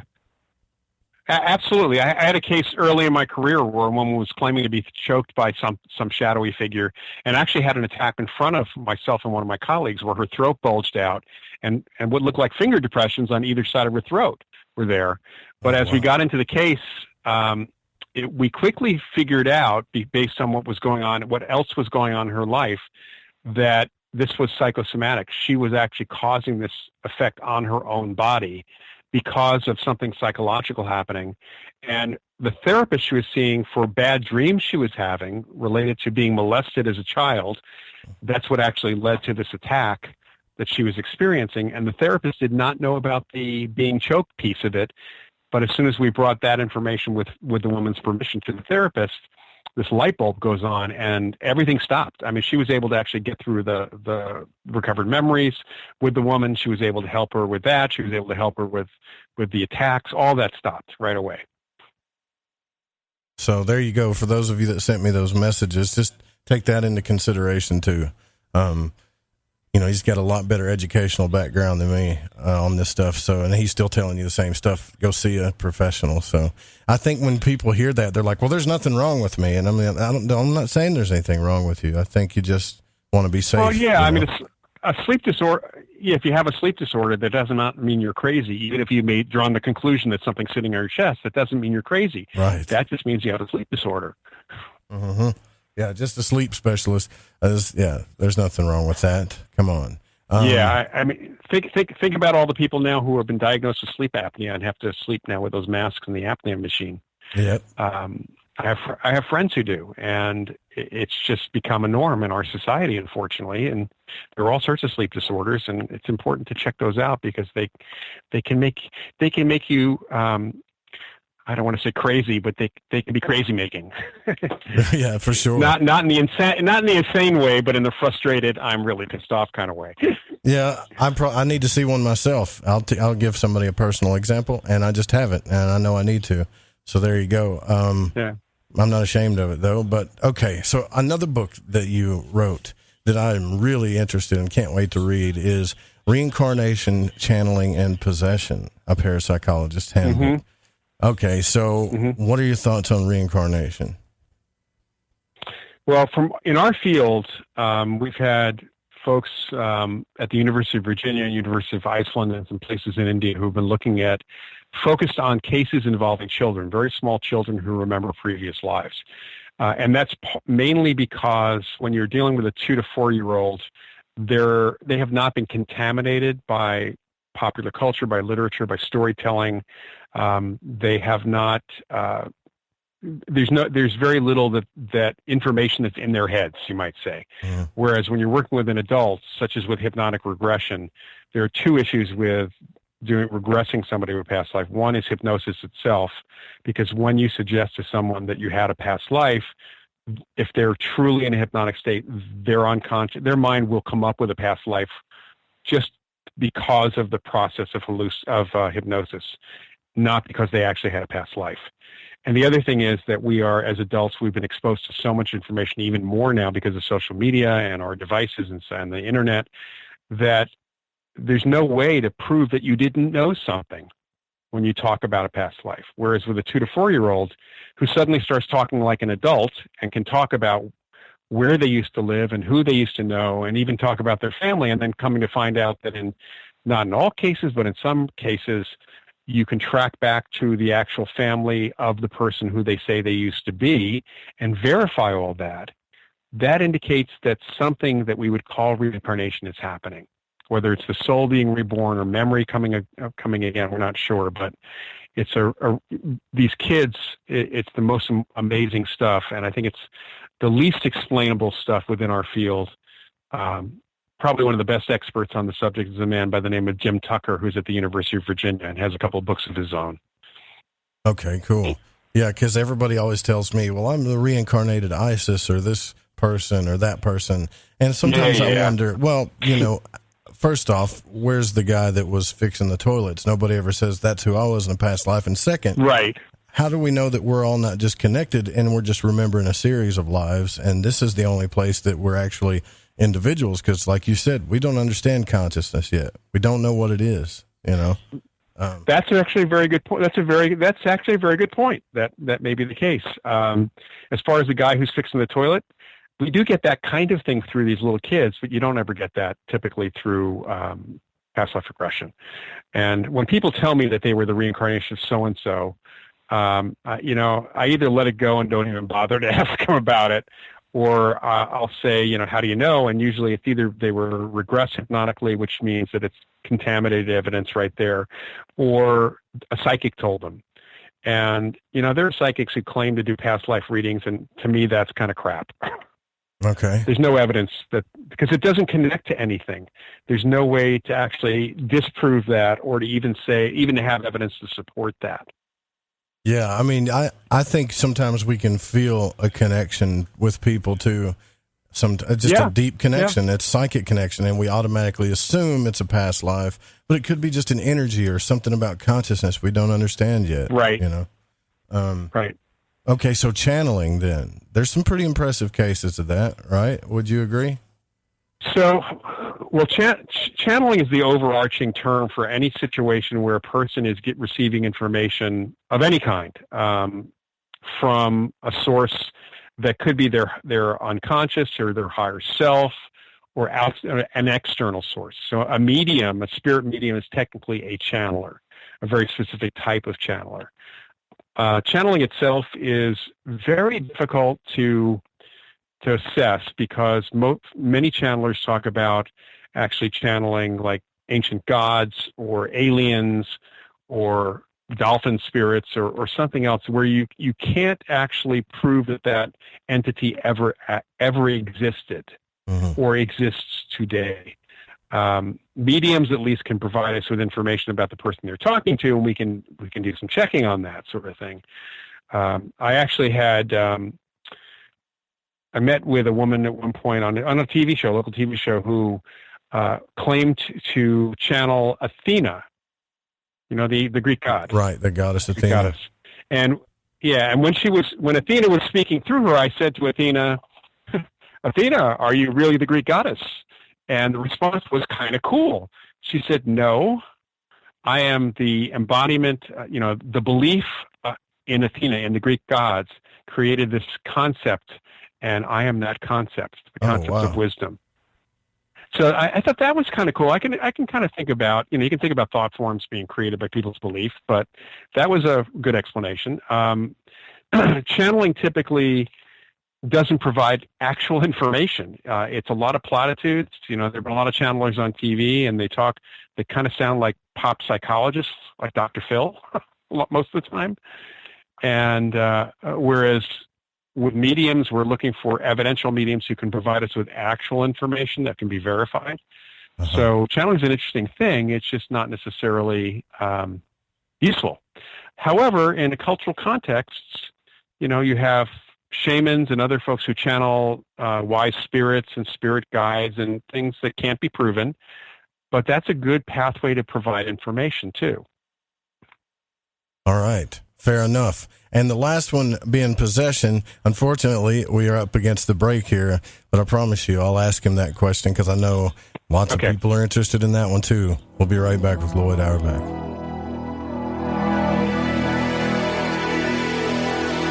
You're listening to Lighting the Void Radio.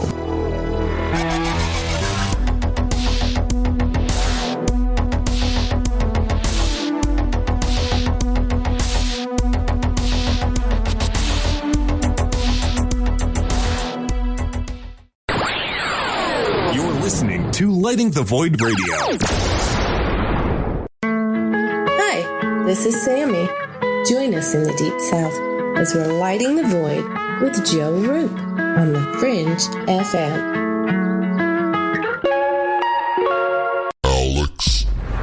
Hi, I'm Alex Exum, and you're listening to The Fringe FM. Ew, yuck. They're unhealthy and gross.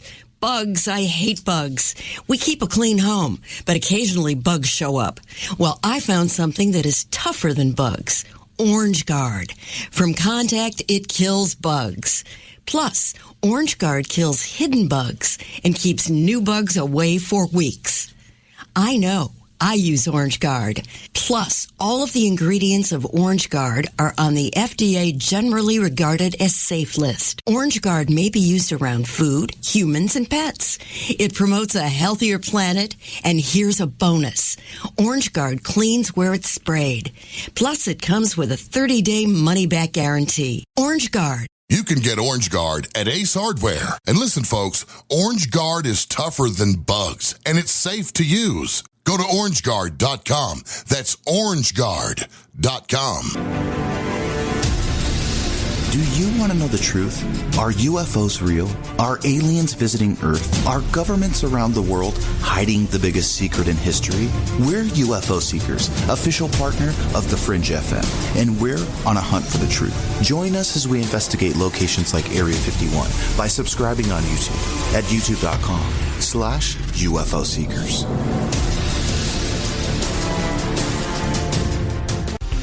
Right, me old Chiners. I know it's an ad break, but before you lot shoot off and make yourself a cup of Rosie Lee or whatever else it is you're going to sling down your Gregory Peck, you need to listen to me babble. If, like me, you found your way to Lighting the Void via a downloadable podcast, you might want to take a butcher's at the Fringe FM Wind and Kite. You won't Adam and Eve how many other shows there are or what they rabbit on about. Ancient history, conspiracy, the consciousness, the esoteric, the occult, metaphysics, parapolitical, ufology, technology, and spirituality, to name but a few. They got featured hosts like Ryan Gable, Jeremy Scott, Alex Exum, Tim Doyle, Cortana and Gigi, Susanna Ross, the Reverend John Polk, Michael Deacon, and J.D. Lewis. You might find yourself listening to the thoughts and theories of the author of the fish you just finished reading. Or you could pick up the dog and bone, call in and tell everyone your own beliefs or experiences. So do me a favour, before you put on the Ansel or crack open a bottle of vino or roll a joint, go to the Fringe FM and see what you're missing. Hey, this check is wrong. I worked a holiday and 7 hours of overtime. Not getting paid correctly is a real pain. It could also hurt our boss if our company provides out-of-compliance checks. That's right, construction companies doing business with the government can get fined, or officials of the companies can go to jail if the checks aren't right. It's a law. The Davis-Bacon Act has 30 compliance issues for every check, but there is an easy way for construction companies to be in compliance. EMARS offers Compliant Client, a web-based system that finds and corrects all 30 of the possible out-of-compliance check issues. Users of Compliant Client report an 80% savings in time and money. Running a weekly payroll usually takes about 5 minutes. All 15,000 plus clients of EMARS have never had a legal compliance issue. Plus, they sleep better on check day.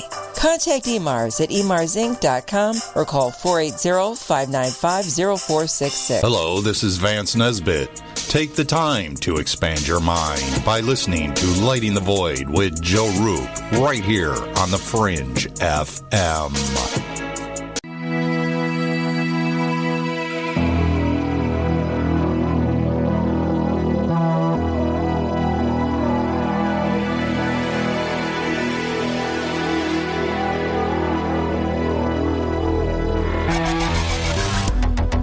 You're listening to Lighting the Void.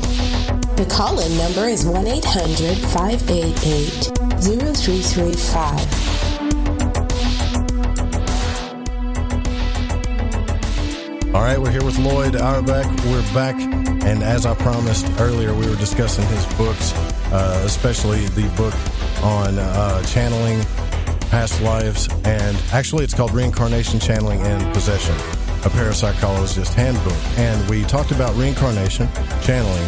Now I want to talk just a little bit, briefly, with you, Lloyd, on possession. This is one of the scary things, okay, because I've looked into this, into the occult, and I mean, even the Goetia books, or what are called Goetic books, you know, where all these demons have names and they possess folks. And I've talked to other occultists on the show as well, who some say, well, demons are like, I think it was Lon Maladuquette said, demons are the negative and bad parts of our psyche. And another person that would come on, a chaos magician, I won't name any names, says, no, these are definitely real things. Now, these are two occultists. What is a parapsychologist and your point of view on this? Well, I would lean towards the first person rather than the second. We have potentially negative parts of our unconscious, certainly. But frankly, we have no evidence that demons exist at all, or angels for that matter. That's a religious interpretation or mythological interpretation of things, not based on anything that we find in people's experience for real. So think of it as a framework by which people can tell a story. And what we see for the most part are psychological issues that are labeled as demonic rather than actual issues of some entity coming through. Now, that said, the word possession from an anthropological context is not a bad thing. It's only bad from from the Judeo-Christian perspective, because actually trance mediums, when they allow a spirit to come into their body, they're possessed. And in other cultures, the shamans or witch doctors or magic practitioners who speak to the gods and let the gods speak through them, or let the Lilith speak through them if they're voodoo practitioners, they're possessed. However, to end the possession, all they have to do is say, get out. And that's what I've heard from every channeler and psychic medium and everybody else, that if somebody negative comes into them, they just say, get the hell out of my body. And it finishes. That's it. What we've seen presented as evidence of possession, especially some of the exorcisms that have been shown on television, really show to be more psychological than anything else. They really don't come across as possession from any sort of classical definition at all. So I don't personally believe in demons, and part of that is because I grew up Jewish, and we didn't have demons or devils or anything like that, or we don't even have hell. You got golems, though, right? Golems? Don't the Jews talk about if that? You want to go, if you want to go by the story from Prague, from Czechoslovakia, sure. We have a little bit of mythology, and certainly have the Book of Mysticism, the Kabbalah, which is not quite as old as the Old Testament, but we were always taught that things are not literal in the Bible. You can't take everything literally from the Old Testament. Fantastic. There were stories. And my grandfather, who was an Orthodox Jew for a while, I think as I grew up, he came less and less so. He would go off sometimes on Saturdays, and they'd have discussions of a particular part of the Bible or the Torah, the Old Testament, and they would argue about what it actually meant, because there wasn't one single interpretation for that. So religion and mythology are kind of, mythology feeds religion and vice versa. My undergraduate's in cultural anthropology, and I spent a lot of time looking at supernatural folklore and belief, and magic folklore and belief, and we see people who do evil things or bad things, but there's not a force of evil that we have seen. Gotcha. Totally understand. I'm fascinated, by the way, just to let you know, with Jewish mysticism, the Kabbalah, the Zohar, the Sefer Yetzirah, the Shemush Tehillim, which a lot of people call the Psalms. And you were talking about how they would argue. Isn't that how the Talmud came to be? Like, or at least maybe the Babylonian Talmud, where they would just argue until they agreed upon something, then wrote it down as kind of like, this is what it is. Pretty much, but you can't take anything that literally when we're talking about story. If in fact everything in the Old Testament was true, then how come God went from a completely vengeful guy in the Old Testament to a fairly nice guy all of a sudden? I mean, how did that happen? Yeah. To the jealous, insecure boyfriend, to the all-loving and all-accepting and forgiving. Yeah. Yeah, he was not exactly. Mel Brooks had a line in one of his movies when he, I think it was probably The History of the World, where he was, it may have been just one of his routines, where somebody said something about "you're the chosen people," or God said "you're my chosen people," and he said something like, "Can you choose somebody else?" Yeah. But, I've found some pretty interesting stuff in the Kabbalah, though, as how the Kabbalah kind of does show, even in other systems, in Eastern, even folklore, God systems that fit on that Etz Chaim or the Tree of Life perfectly. I'm not saying the Kabbalah, and I've tried to explain this, that the Tree of Life is the glyph of consciousness in the universe, but so many things fit and correspond with it. It's incredible. Well, just because our ancestors were non-technological and not as advanced scientifically doesn't mean they didn't understand the mathematics of things working underneath. So the question is, what is the interpretation? Ancient peoples would say that everything had consciousness, or that spirit is in everything. So there's animism, where there's a life force in literally everything, including rocks. Or they would, if there was lightning flashing, Zeus or Thor was doing it, because that's the only way the only conclusion they can come to based on their experience. And the important thing to know is that ancient peoples, what they have decided, they may have had some real wisdom about the way the world works, but the words they use and the way they describe it, think of it as storytelling more than actuality. Gotcha. Fantastic. Yeah. I'm just amazed by it. The Sefer Yetzirah especially. We were talking about that in the chat room, how it kind of describes the 3 dimensions and the cube of space, and it's a deep, deep subject. Hey, so, what? There may have been people. There were people who were just may have been geniuses and intuitive. Einstein was certainly intuitive about the universe. That's how he even came to his theories. There's this idea that aliens had to have helped the pyramids get built, and in reality, we have a pretty good idea of at least a couple different ways the pyramids could have been built with current technology at the time, and the manpower that was available. And frankly, there's this assumption that our ancestors were stupid and couldn't come up with things. Exactly. They needed outside help, and that's certainly not the case. Exactly. We believe because they were in the past that they were dumb, or they weren't as evolved, or they didn't understand something that we do now, and that it doesn't make sense to me. But that's the running narrative. They had a different understanding than we do now. Right. Different conclusions. Yeah. Yep. That's what I believe too. I am kind of curious too, as well, as about ESP. Okay. Can you, without using body language, well, let me ask you this first. Yeah. ESP, like you and I are on the phone, we can't see each other. I'm not looking at your picture or anything, or seeing your camera. Do you really think that you could know what's going on in my mind in a supernatural kind of way, or is it better explainable? Well, definitely not. It's not supernatural. We would call that psychic, or we use the term psi. ESP, again, is extrasensory perception. The emphasis on the word perception. It's an awareness of information without the use of the normal senses or any sort of logical inference or intuition. It is the ability to get information, and it comes in different forms. You can get it from from things that are hidden from your senses, or possibly from someone else's mind. It is not the case that people can read minds, except maybe on stage and faking it. But and people can pick up information from the future. They can pick up information from things that are in an envelope, or they can pick up information from a location several thousand miles away. And we have extraordinary amounts of evidence for the ability of ESP.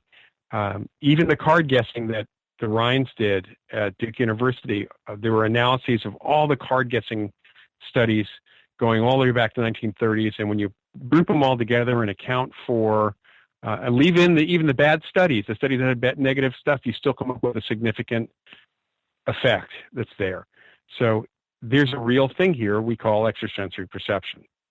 It's just extra or beyond the use of the normal senses. And it's your belief, or is it your belief? I keep saying that like it's your belief. Is it your belief? And I'm just basing this on your book titles here, that our governments have been not only investigating this stuff, but battling back and forth, trying to get inside information, in the military using this. It's not my belief. It's that's a fact, right? Yeah. That's an absolute fact. There's 90,000 pages of declassified information you can actually pull from the CIA site these days. Right. At the Black Vault. And if you want to read, if you want to read the curated information, there are 4 volumes now out. The 4th volume just came out from the U.S. government program, the Stargate program, that Ed May and Sonali Marwaha actually went through all 90,000 pages, got rid of all the crappy memos, because those pages also include things like orders for pencils. So there was a lot of stuff that was in that file that was kind of worthless, but the best remote viewings, the evidence, the research, the experiments, all of that's in the Stargate archives. They're hefty books. In fact, the most recent one, Volume 4, which has a great summary of what was done in the program from 1972 to 1995. It's over 700 pages long. It's 8.5 by 11. It's huge, and has memos, including the memo that actually initiated the program back in 1972. We had been doing, I don't know if we're doing it anymore, but we had been doing research, government research, sponsored research, besides the research that was being done by some of the same researchers for the general public or for the field of parapsychology. And the Russians have been doing it since the early 1960s. And both sides were trying to spy on the other psychically. That's absolutely true. So it's safe to assume, because I've read, I don't know if I've read everything on it. I definitely haven't, but every document I've read, it's kind of funny how a lot of them say, yes, we did notice their final conclusions. They'll say something like this: yes, we did notice some significance of this or that, but we shut the program down. Now, come on, after so many times they say that, you know that they're doing something right now. All right, the program was shut down for political and budgetary reasons.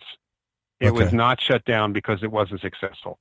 Actually, you'll get the story if you want to read a book called ESP Wars, East and West. The main author is Edwin C. May, the same Ed May I mentioned about the Stargate archives. He was the program director from 1985 to 1995. And Joe McMoneagle, who was the number one viewer for the program, is one of our authors. I'm an author on the book as well. And it is the history of the Stargate program, focused mainly on the years that Ed was involved. But it gives a full history of that. Also talks about psychic espionage before any of the U.S. or Soviet Union did our studies, because there have been psychic spying going on for hundreds of years, actually, by different governments. And we also include, it's the only book that includes contributions from Russian military and Russian scientists. We got their side of the story because Joe and Ed got to know some of their counterparts in Russia after the Soviet Union fell. And we have that story. In fact, our preface, or forward, I should say, is by Nikolai Sham, General Nikolai Sham, who was the deputy director of the KGB at the time the Soviet Union fell. Okay. Well, there it is. And it's also pretty, but you think I'm pretty right in assuming that they're still doing it. I mean, like now. They're not going to tell us what projects are classified right now. You know, I have to be honest. Ed and Joe, who had great contacts in both the Pentagon and in Congress, in fact, spent over 10 years, as Ed puts it, haunting the halls of the Pentagon and the Capitol, trying to get support to restart the program, especially after 9/11. And there was interest on the part of a few people in the Pentagon and a few people in Congress. But the biggest issue was what Ed remarked they called the giggle factor.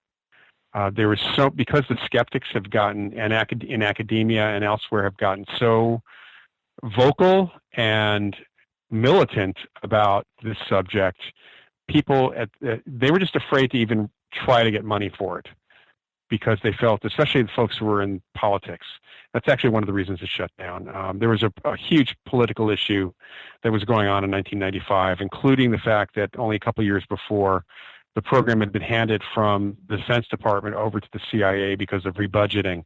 And Robert Gates, who was the new head of the CIA, didn't want to touch it. So he actually did a hatchet job. He had a hatchet job done on the program to shut it down. Oh, man. Okay. Yeah, because it was purely political, and also because there were a number of programs. There was actually in '95. Apparently, there was discussion of shutting the CIA down completely, and so programs like this and any of the black budget things that were going on that could be considered controversial, they had to get rid of them because they were lead weights around the neck of the CIA if the CIA was being looked at, scrutinized about possibly being shut down. Well, that's understandable, I guess. It's unfortunate, but I always, because, we talk about this in the conspiracy field a lot. We believe that these psychic wars have always continued. I think but it's honestly, and I don't mean to offend anybody because I offend myself when I say this. I think it's the geek inside me that wants a lot of these things to be true. Not saying they're not. Oh, sure. But they feel like they are. Well, I will say that it's not unlikely that someone in the Pentagon, some people who have some experience with remote viewing before, are either doing remote viewing themselves or using remote viewers who are not the people that were associated with the program necessarily, but there may be but they're not doing it officially. It's kind of like I mentioned Alex Tanis, the psychic we worked with back in New York, and that we had police and FBI showing up at the organization every time he was in town. He asked Alex was asked not to talk about it. It wasn't a secret, but he was not supposed to talk about it because they were afraid that if it got out, there would be all these skeptics and all these other people claiming that they're using public money and all this, for useless purposes. And it would be a problem from a PR perspective for the police to actually talk about using psychics. And that's been the case with psychics in law enforcement for a long time. Right. Yeah. So if that's a conspiracy, then it's a conspiracy, but it's really, it's understandable because of the way the public reacts to stuff like this. Yeah, and also that we've got more institutes. Well, I say more. You've been doing this for a while. Do you think that science is remotely accepting this stuff more, or it's still pretty much the same level? Because you talked about the giggle factor. Consciousness exploration, things of that nature. I think it's less than it was 40 years ago. Really? Since the 1970s, we had the rise of the organized skeptics movement, and they've been merciless. They've made fun of people in academia for even being interested in this subject. People have felt in fear of their jobs if they admitted that they were interested in the subject. So it's academically, scientifically, there's more people who at least will not admit, certainly won't admit, will even continue to make fun of it, even if they personally believe in the subject. Dean Radin, who's a well-known parapsychologist, yes, and I have talked about this. I've talked about this with Ed May. We've all run into people who are researchers or scientists in other fields or academics in other fields who I had just heard, and this has happened to me multiple times, I just heard this faculty member at some college I lectured at say this stuff is, makes no sense. It's not real. And then they pull me aside later on when they think nobody else can hear and they tell me their ghost story. Gotta love that, right? They're trying to save face because of the academic climate, which has been really goosed heavily and juiced heavily by the skeptics movement. And people ask me why I haven't had a skeptic on this show, and I just don't want to debate with them. It's not just that. I don't want to promote it anymore. I do feel like it's done more harm than good. It's okay to be a healthy skeptic, but to be, I guess, right, an evangelist and make it almost like it's in a religion, that's what I see happening, and I agree with you on that totally. Well, there was just an article published. First of all, there was an article a little over a year ago published in a mainstream psychology journal. It was actually last fall. Edsel Cardenia, who's from Lund University, published a summary of the evidence for ESP, and it was published in the American Psychologist, which is a mainstream publication of the American Psychological Association. The Skeptical Inquirer just published, I think it was last month or the month before, an article trouncing that journal article. And at the very beginning, the two authors say, we haven't actually looked at the evidence because why would we? Psychic ability is impossible, and here's why it's impossible. And then they go on to quote, these are two psychologists who go on to quote, to talk about physics and why physics says this is not possible. Fortunately, there are some skeptics who are a little bit smarter than they are. And there was one recently, I found a website where the skeptic actually went through their arguments one by one and said that they don't know anything about physics, which was kind of cool. So there are some good skeptics out there. It's just that there are those guys who are basically, they're faith-based skeptics. They believe this stuff can't be real. Yeah. And they won't let anybody tell them anything different. And they won't even look at the evidence. Because it can't be real. Doesn't that influence them too? Like the amazing Randy, which everybody talks about. He disproved this and disproved that. But if your mind is in that boxed realm, you're not going to have an experience, don't you think? Right, and he didn't disprove anything. Randy literally did not disprove anything. I've known Randy over the years, and his $1 million challenge was basically worthless. The people who would possibly have passed it were not going anywhere near it because of the way it was set up. From a legal standpoint, they weren't going to go near it because of the way it was set up contractually. So, Randy was, I think the documentary about him called him an honest liar. And I think liar is appropriate because he actually completely misled even skeptics about what was going on in parapsychology, and he didn't care because it kept him going. In fact, if not for Uri Geller, we would not even know the name Amazing Randy. Right. Yeah, you're right. Absolutely. I got a couple of questions here on the text line as well. We're going to go ahead and take our top of the hour break.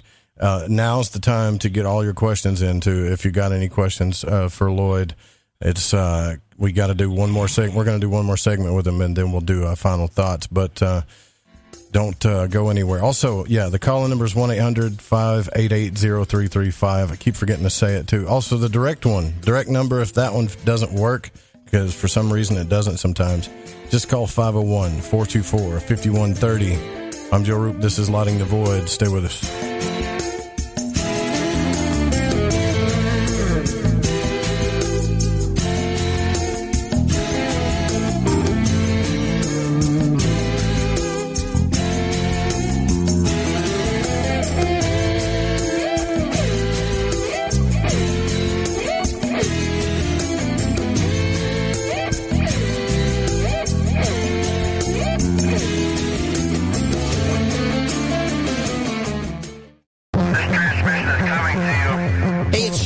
Now hear me on KTLK The Fringe FM. Live Saturdays at 7 Pacific, 10 Eastern. You got it. The truth is out there. There's something out here. And so are we. KTLK Digital Broadcasting, The Fringe FM. So, you love talk radio? Then you'll love TalkStreamLive.com. TalkStream Live is always on, 24/7 with the best streaming talk shows. Find your favorite talkers and discover some new ones. It's free, readily available online or on mobile with any smartphone or tablet. Finding your favorite talk shows all in one place has gotten a whole lot easier. Just go to TalkStreamLive.com. Be sure to download the free apps from Google Play or the iTunes App Store.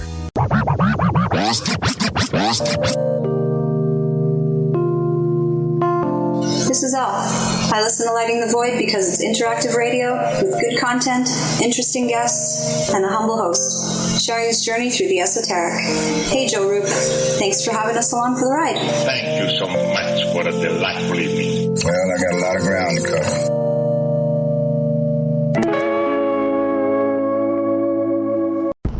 Are you intrigued by Paranormal Talk Radio? You'll love the new Paranormal Radio app from TalkStream Live.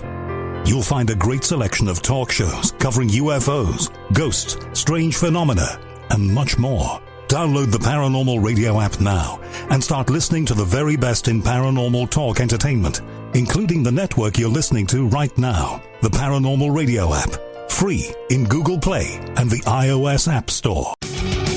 What's up, Joe? Hey, man, I just wanted to say your show, dude, keeps getting better and better and better. I love Lighting the Void and the Fringe FM. Hello, lovers of the night and the Fringe FM. It's Mystic Mary Decina here. And I'm Joe Roop, host of Lighting the Void. If you haven't heard our Cosmic Conditions show every new moon, it's grown wildly popular, just as I thought it would. I want to take a moment to tell all of you that I'll be here live on the Fringe FM, 9 p.m. Pacific and the midnight hour Eastern, to give each of you an in-depth look at yourself through the stars and Mother Earth. Psychic skeptic or faithful believer, you're in for a fun, insightful, and no-frills broadcast. You're going to experience a raw and real reading with true expertise alongside a 35-year seer. So make sure you're on time Friday, September 27th, 9 p.m. Pacific and midnight Eastern. Savvy?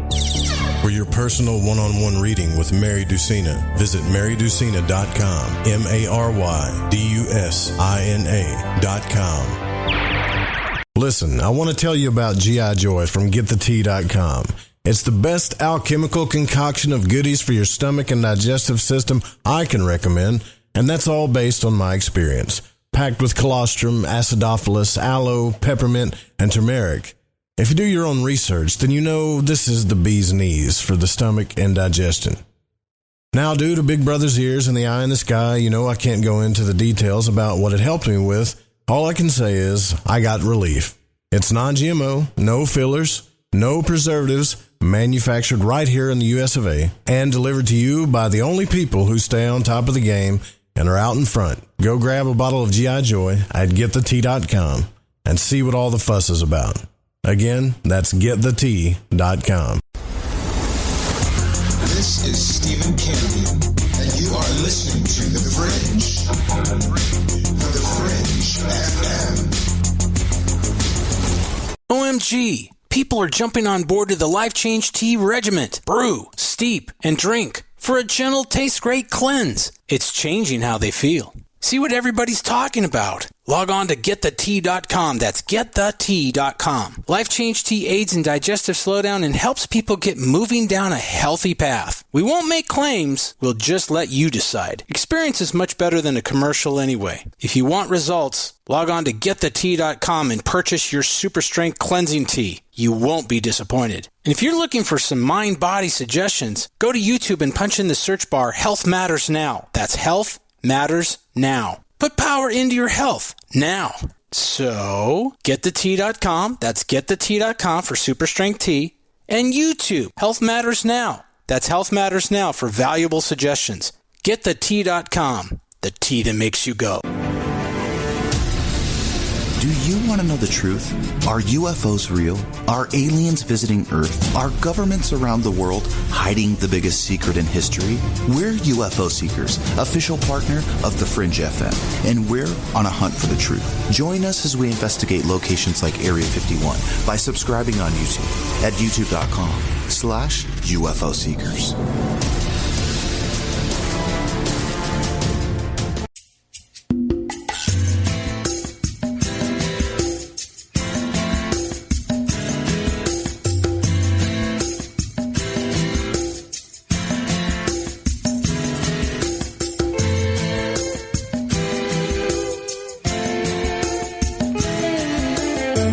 Listening to Lighting the Void Radio.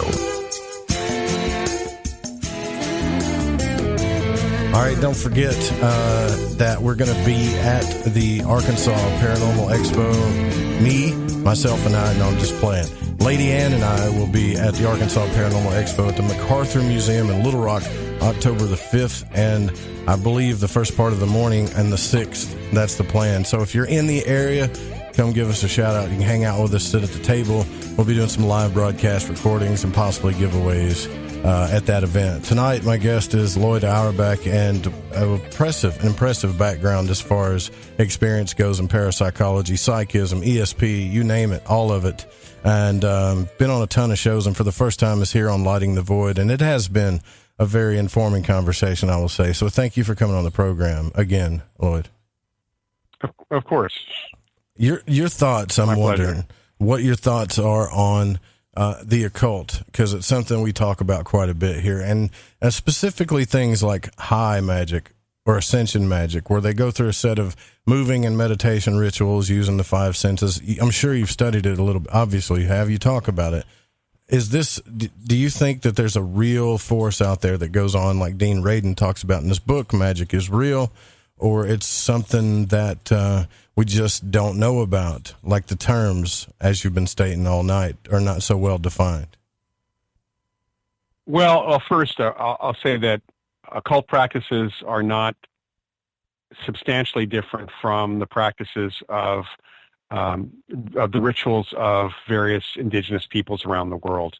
They're just simply brought to the time that they were popular. They are evolved based on what the culture society thinks about the rules, and underlying all of that is an intention for something to happen and possibly a connection with something greater than themselves.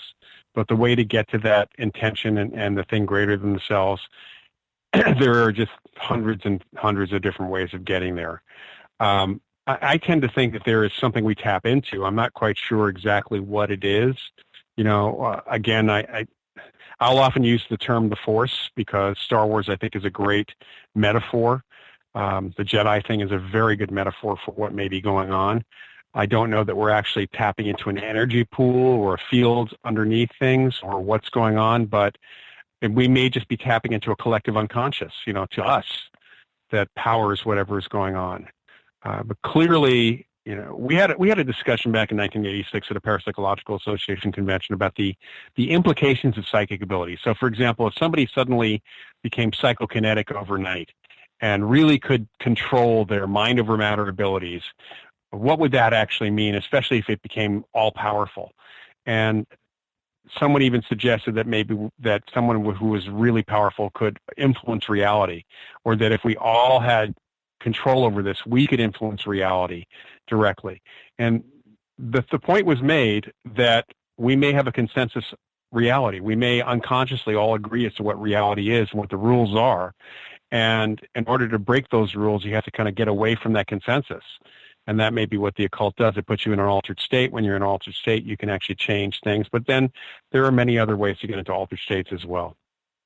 Yeah, it's kind of funny because everybody kind of knows I'm a huge fan of Israel Regardie and those books. And when you read it, even Liam Thomas Christopher in his book, you think it's magic. It's kind of like they're training you to see what's really going on without being given a name to it.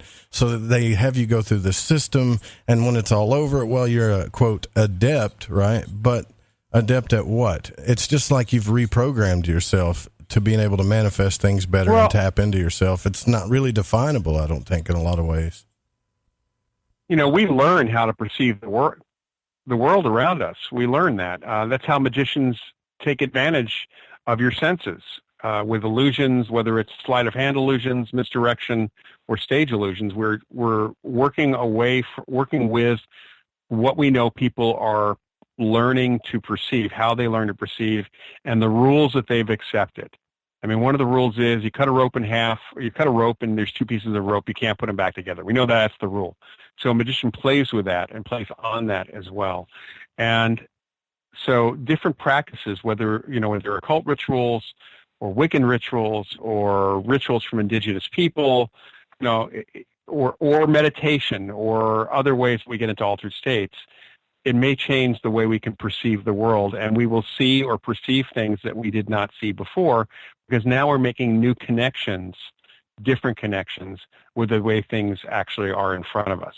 So it would be the difference between doing a jigsaw puzzle with the images facing up or doing a jigsaw puzzle with the images facing down, using the gray side and working off the shapes. And if you've ever tried making a jigsaw puzzle with just the shapes, it's a completely different experience than doing it with the pictures facing you. Okay, cool analogy. I get it. All right. Question from the Fringe FM chat for your guest. Can I block anyone who might be spying on me via remote viewing and astral projection? That's a fair question, I think. Yeah, it's a fair question. It's unlikely. First question I'd have is, why do you think anybody would be interested in you?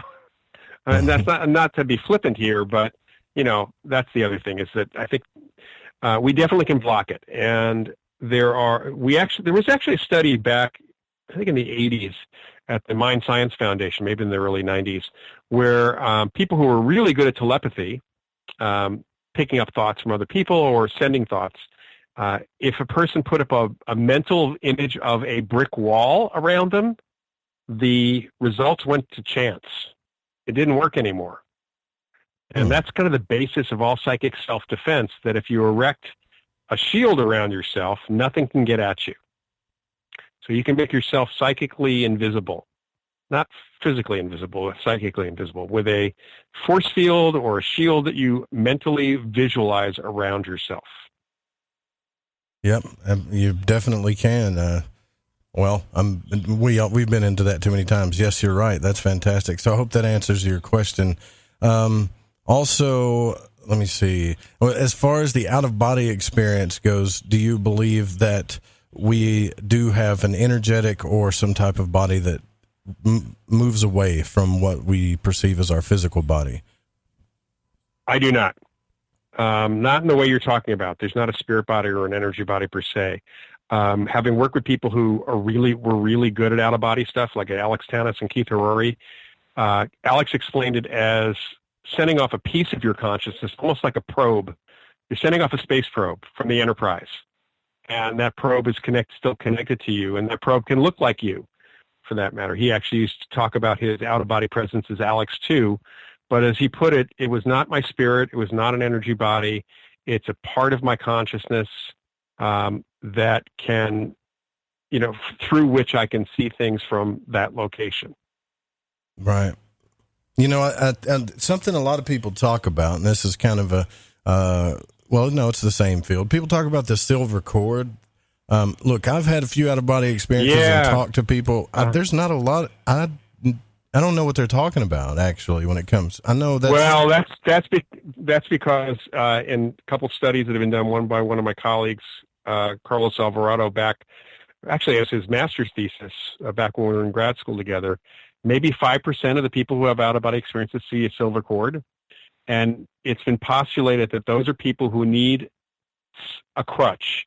They need to know that they can get back. Right. So their mind creates the image of a cord, but most people don't need it. Yeah, a funny thing, too, and I don't say it to scare people, but people are like, well, it's not dangerous. Well, how do you know? Right? I mean, no one that ever passes away in their sleep is going to come back and tell you it wasn't dangerous. And how many people have passed away in their sleep? So we don't know that it's not dangerous. Well, right. We don't. Well, it's like people say, if you die in your dream, you're going to die, then your body's going to die also. And I say, how would you possibly know that? The people who are dead, they'd have to come back as a ghost to tell you that that's what happened. Right. Yep, that's true. And there's a lot of bad folklore. I've had people say, I talked to people when I was writing the book on dreams, talking to dream experts, and I think that they're all pretty much in agreement about this, that there's this folklore that if you are falling in your dream and you hit the ground and you're going to die. And I have fallen in my dreams and hit the ground, and possibly because I watched too many Looney Tunes cartoons growing up, but I remember dreams in which I got out of the Lloyd-shaped hole in the ground, kind of like Wile E. Coyote did. So clearly I did not die. I've talked to many other people who have hit the ground.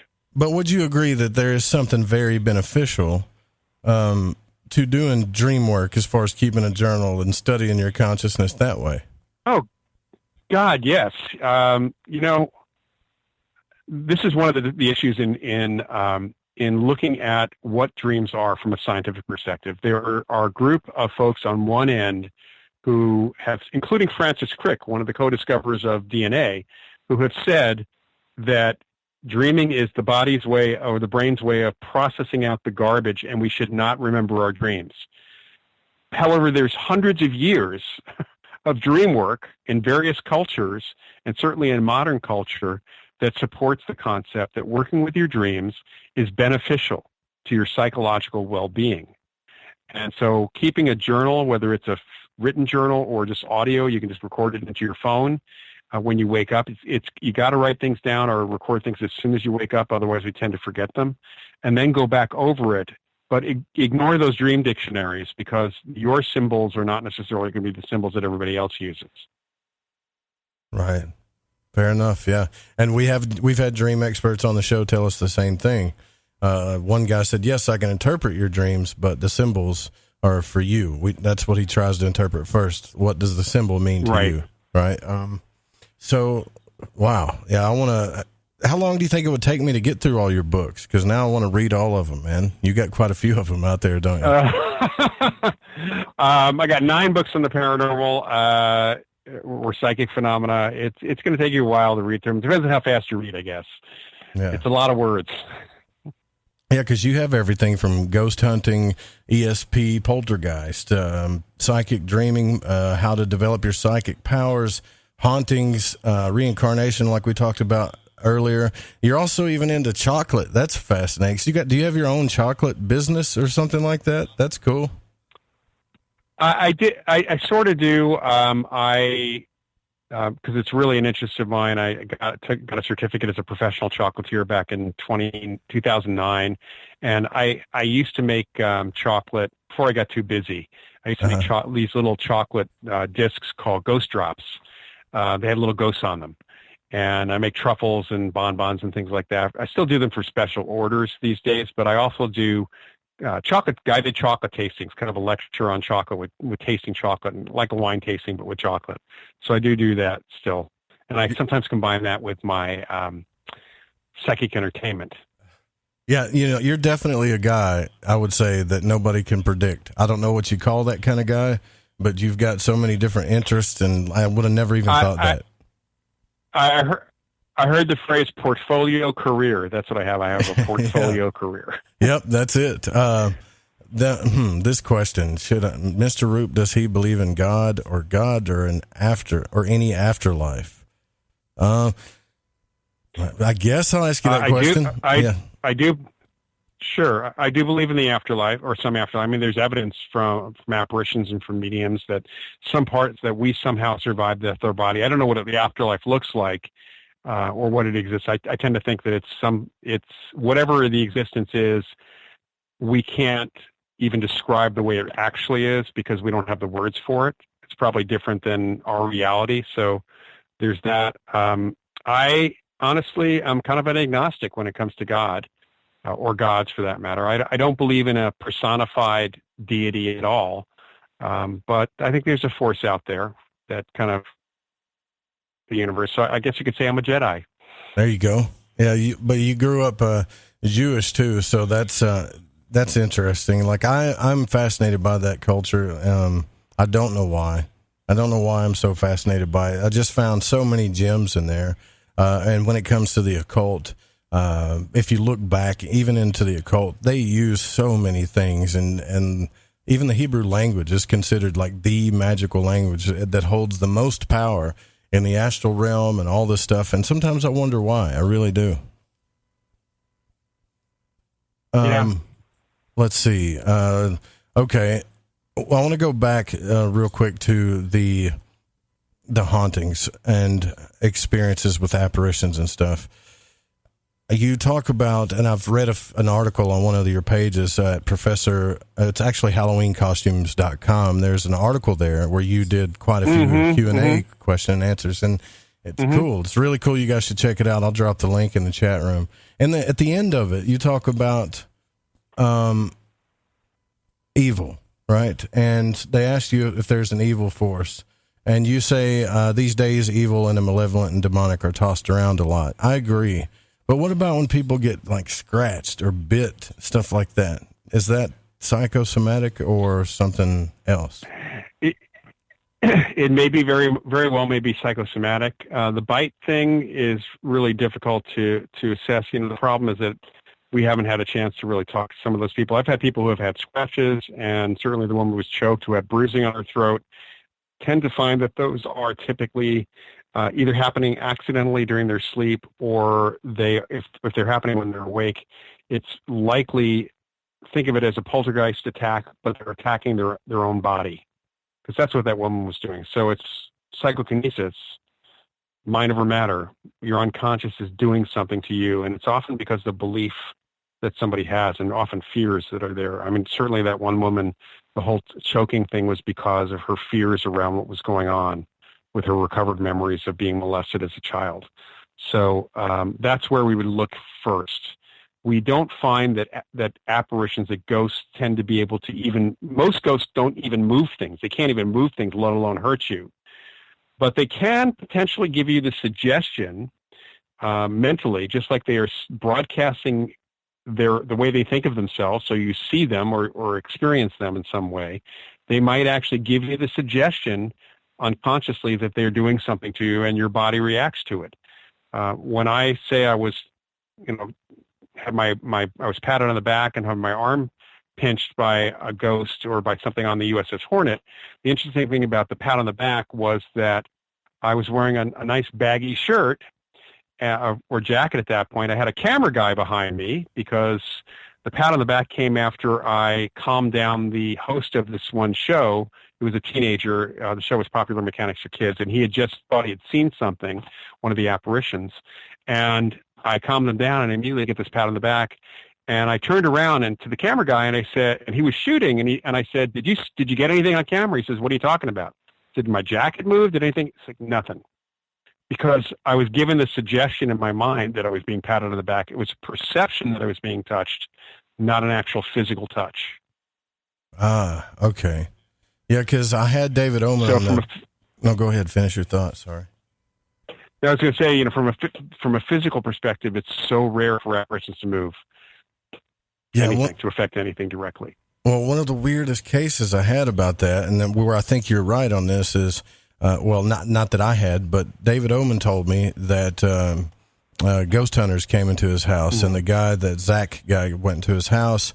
They provoked. They went down into the basement, and this guy's got crazy stuff that goes on there. And they said, I want to know you're real, like screaming, show me you're real, like kind of like how people push, like Satan, if you're real, show me. It's really strange. But what ended up happening is he got scratched, and then he ran outside scared, and then he went on to write a book about how David was demon possessed.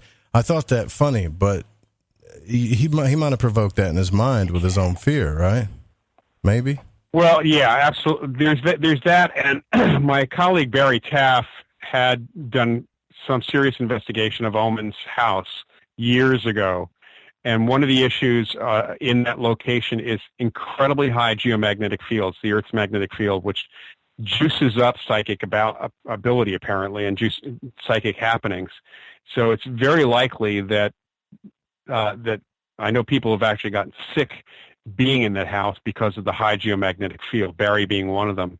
So a lot of the activities going on that's probably caused by David Oman himself unconsciously, and then people coming in because they're experiencing this high geomagnetic field, their unconscious minds are going to do basically poltergeist activity. And Zach Baggins has this whole demon thing he's always had, and frankly, it really annoys the hell out of me because he's just basically scaring people. And he's at least when he got started, he knew zero about the subject.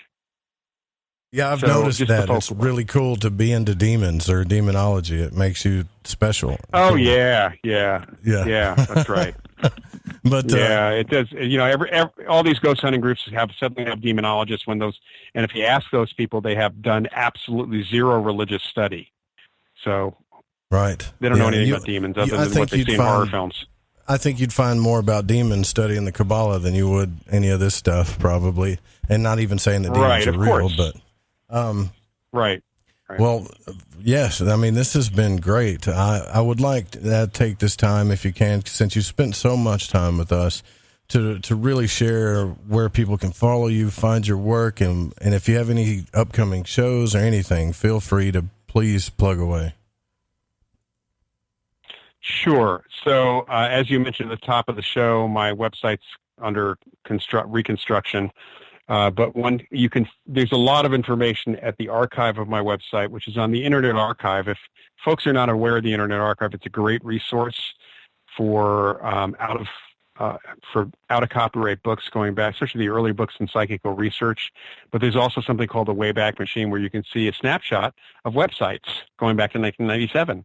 So my snapshot's at tinyurl.com/mindreader-com. So it's not mindreader.com, it's mindreader-com.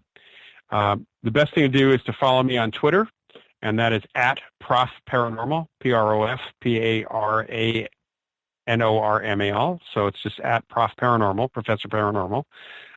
You could also follow me at Loyd Auerbach, and it's Lloyd with one L. That's important to know. You mentioned the YouTube channels that I have. I've got two, the Loyd Auerbach channel, so youtube.com/Loyd Auerbach, again, one L in Lloyd. That has a lot of my TV appearances, and my Prof Paranormal YouTube channel has several lectures that I've done that you can go to look. And then I'm on Facebook as well. You can just search my name, and you'll find my author page and my fans of Loyd Auerbach and some other pages that are there too.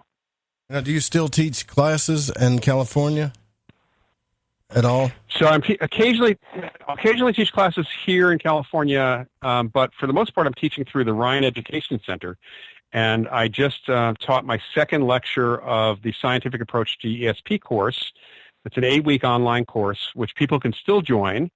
And then there is the 4-week Developing Your Intuition course, which is starting the first week of October. It's an online course, and you can take that course through the Rhine Center. If you go to RHINE, Rhine.org, it'll port you over to the Rhine Online site, and you can just click in it through to education that way, or just Google Rhine Education Center, and that'll take you directly to the Rhine Education page and listing of the courses there. We offer really great courses. I teach a number of them. John Kruth, the executive director, teaches others, and we bring in other guest instructors too. They're fairly reasonably priced, and we get some really great students in there. You can take it for a grade, or you can just towards a certificate program, or you can just take it for fun. So it's really up to you how much you want to put into it. But we have some great courses. Fantastic. And I'll leave all those links as well, for the archive show, for all the podcast players on YouTube. I got one final question before we let you go here. I named the show Lighting the Void because I feel like the exploration of consciousness is going to be, I think it is paramount. I think it is going to change the game. There's a lot of transhumanism and artificial intelligence kind of stuff happening. I think if we put more effort into exploring consciousness, even in our own individual way, things are going to change for us big time. Do you have any thoughts on that? I would totally agree with you. I think that, we talk about space being the final frontier, when in fact we haven't even fully explored the ocean bottom. But consciousness, mind, that is the final frontier. By understanding what consciousness is, how it works, we are going to learn a hell of a lot about us as human beings, what we are, and it will help us going forward into the future when we do encounter extraterrestrial life, because at some point I think we will. We're going to make first contact at some point, and we're going to need to understand ourselves so that we can really understand others. Thank you, Lloyd, for coming on the program again. It's been a real pleasure talking to you. Thank you so much. Thanks, Joe. Thanks for the time. No problem. We'll be right back with some afterthoughts, more Lighting the Void coming up. That was Loyd Auerbach. We'll have all the links there for you in the archives. Stay with me.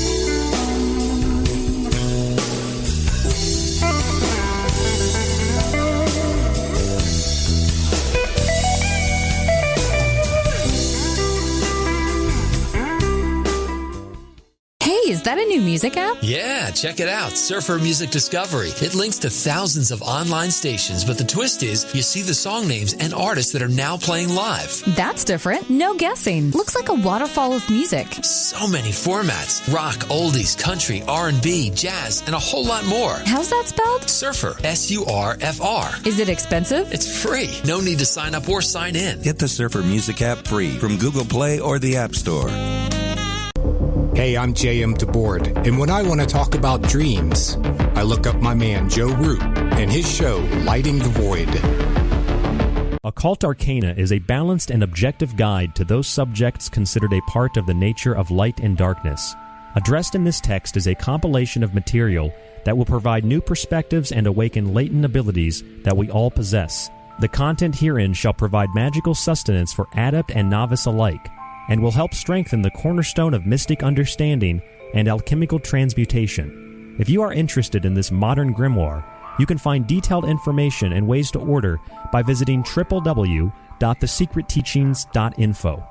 Although esoteric and occult studies remain vast, they are rooted within a universal philosophy that is difficult, if not impossible by finite terms, to explain in words. Language places restriction and erects barriers to understandings. By this it is to be understood that there are some things man should consider far too sacred to profane with definition. For these concepts and the manner by which we live our lives, we shall take a note from the Greek philosopher Pythagoras. Quote, "Silence is better than unmeaning words." End quote. To get your autographed copy of Occult Arcana today, simply visit www.thesecretteachings.info or email The Secret Teachings at rdgable@yahoo.com. Okay, here we go. AncientLifeOil.com. AncientLifeOil.com. Now, this is for CBD. AncientLifeOil.com. Again, for CBD. Where do I get CBD? AncientLifeOil.com. It's pretty good stuff. Organic, non-GMO. We are the Ferrari of CBDs. AncientLifeOil.com. You know, they say when you mention a person's name 3 times when you first meet, that you're going to remember. So I'd say to you, nice to meet you, AncientLifeOil.com. It's AncientLifeOil.com, right? Nice to know that you help people. AncientLifeOil.com. Think about this. Occasional stress, occasional anxiety, occasional inflammation, occasional stiffness, and intruders that get you down. AncientLifeOil.com. Okay, so I'm going to give you a fact for the day. So Ancient Life Oil does not help you with business deals. Hold on a second. If you feel better, it could help you make a better decision. Okay, I'm wrong. Just remember to go to AncientLifeOil.com. Ahoy there, Gigi here from Shift Happens. Do you like to boogie down to topics such as ufology, the occult, and the mysteries behind our reality? Well, I invite you to join us every Friday night at 7 p.m. Pacific, that's 10 p.m. Eastern, as we like to punch that curiosity button and tickle that fancy. We tickle that fancy, but yeah, you know, I don't know if that's the right analogy, but there's certainly a lot of tickling going on over here at Shift Happens. Ew, yuck, they're unhealthy and gross. Bugs, I hate bugs. We keep a clean home, but occasionally bugs show up. Well, I found something that is tougher than bugs. Orange Guard. From contact, it kills bugs. Plus, Orange Guard kills hidden bugs and keeps new bugs away for weeks. I know. I use Orange Guard. Plus, all of the ingredients of Orange Guard are on the FDA generally regarded as safe list. Orange Guard may be used around food, humans, and pets. It promotes a healthier planet, and here's a bonus. Orange Guard cleans where it's sprayed. Plus, it comes with a 30-day money-back guarantee. Orange Guard. You can get Orange Guard at Ace Hardware. And listen, folks, Orange Guard is tougher than bugs, and it's safe to use. Go to orangeguard.com. That's orangeguard.com.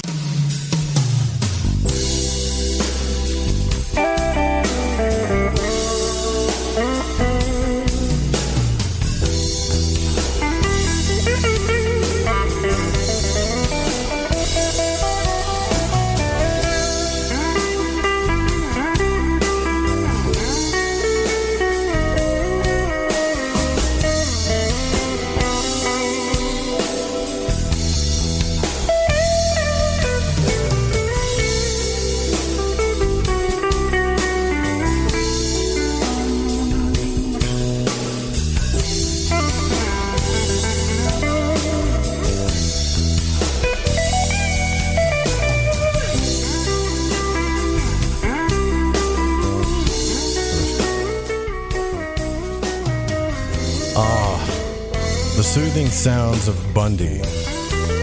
You know, no one still knows who that is. No one knows who Bundy is. Listen to that guitar. Here.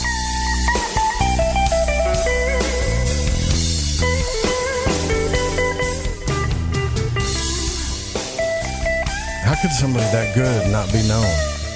hides under the auspicious name of Bundy. Eric Markham knows who he is. I think I got an idea who he is. But one of these days, maybe he'll come out and we'll have a concert down at the Board Camp Crystal Mine and he can play, huh? I want to thank Loyd Auerbach for coming on. That was a fascinating conversation, even though we had a little bit of choppiness there in the front of the show from the connection. It was still a cool conversation. And I got some final thoughts on this, too, because when you have a parapsychologist, remember he said that he had a lot of experiences. He'd never been afraid. He never got scared once. That was one thing that was hard for me to grasp. And again, Lady Ann is with us here, and I bring you on again because I know you've had a lot of experiences. And did it seem like, I hope it didn't seem this way, but it seemed like that we were kind of, poo-pooing everything, making it seem like none of it was really real, because that's not what I was trying to say or come across with this conversation. Did you get that vibe? Not really. I mean, it was just, it made me think about it, though. It really made me think that what if everything was explainable with science and everything? What if none of this stuff existed? Then what? How would people feel? That kind of sucks, right? I feel that way. Like, not sucks, but it's kind of lets you down a little bit. Like, what if it's all in our minds? But see, the thing is I don't think that we understand what our mind really is. And he did say in the beginning that he believes that the brain is different from what we understand what the mind is. So there's still a lot of mystery out there, a ton of it. But the hauntings, the apparitions, the scratching, all of that, he's saying that a lot of that psychosomatic and that we're doing that to ourselves. I mean, is our brain really that powerful? Can we really think that we're being haunted and it actually puts like finger marks on us or stuff like that, or scratches? I mean, can our mind open a wound up on our skin? Is it that powerful? I've heard that. And I mean, possibly. I mean, I wouldn't put it out of the question, but then you have to ask, okay, so what about all the experiences that people have had with multiple witnesses there? Yeah. Right. What of that? Like what? Can you give me an example? Well, I mean, there's been a lot of experiences that I've had personally with my best friend growing up that we, whether we saw the door fly open and felt something standing there staring at us, or saw something out of the corner of our eyes, or saw something fly off of a shelf. I mean, no. Yeah, I didn't ask him about that. Damn it, I meant to ask him that too, Like, what would happen when multiple people witness something? Is it all in their minds? I'm sure he'd have a good explanation for that, too. That's actually a good question. Shoot. I should have asked him that one. But it was kind of cool, though, to talk to him about demons and stuff, because it does seem like, I mean, come on. It does seem like everybody's attracted to the dark, evil stuff, right? But do you really know what you're getting into? Like, everybody... Look, I could have a demonologist on the show next week. We might do that. And I'll get, 1,000 or more downloads, a few more live listeners, because we want to know about demons. We want to know what's really going on. I got to think that some people are just doing that just because it makes them look cool. I'm sorry. I do. Like, because it is cool to people, right? The whole demon idea. Am I wrong about that, you think? I think a lot of people are drawn to demons. I mean, no thank you for me. I'm good. I don't want anything to do with it. So I'll probably never have anything about demons on my show. Why the hell do we want to talk to demons so bad? I don't get it. What's the attraction? Maybe some people think that they're more powerful, and that if they try to rile things up, that more, it's more likely that something will happen with a poltergeist than a spirit of a grandmother or grandfather. Maybe they're wanting to believe so bad that they want to try to pull something forth that'll actually throw that can across the room, that'll move the table, that'll give them something, you know? Maybe they're just desperate. Ooh, yeah, maybe. Good point. Because it's a cool idea to think that you can talk and communicate with demons, and you know all their names, and you know what powers that they control, and therefore it makes you a master warlock, right? And I'm not saying it's not real. I'm not saying that at all, but I don't think, like Lloyd said, I don't think we really understand, to pretend to understand it or say that it's real simply because we have an experience. We need to look at that and ask her. I think anytime we have an experience, we need to look at that and say, okay, what really happened?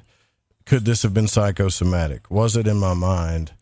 And now when I say that, I don't mean in my mind like I'm crazy or making it up, but is this something that the brain perceived? Or is it really a separate evil entity that's out to make deals or whatever?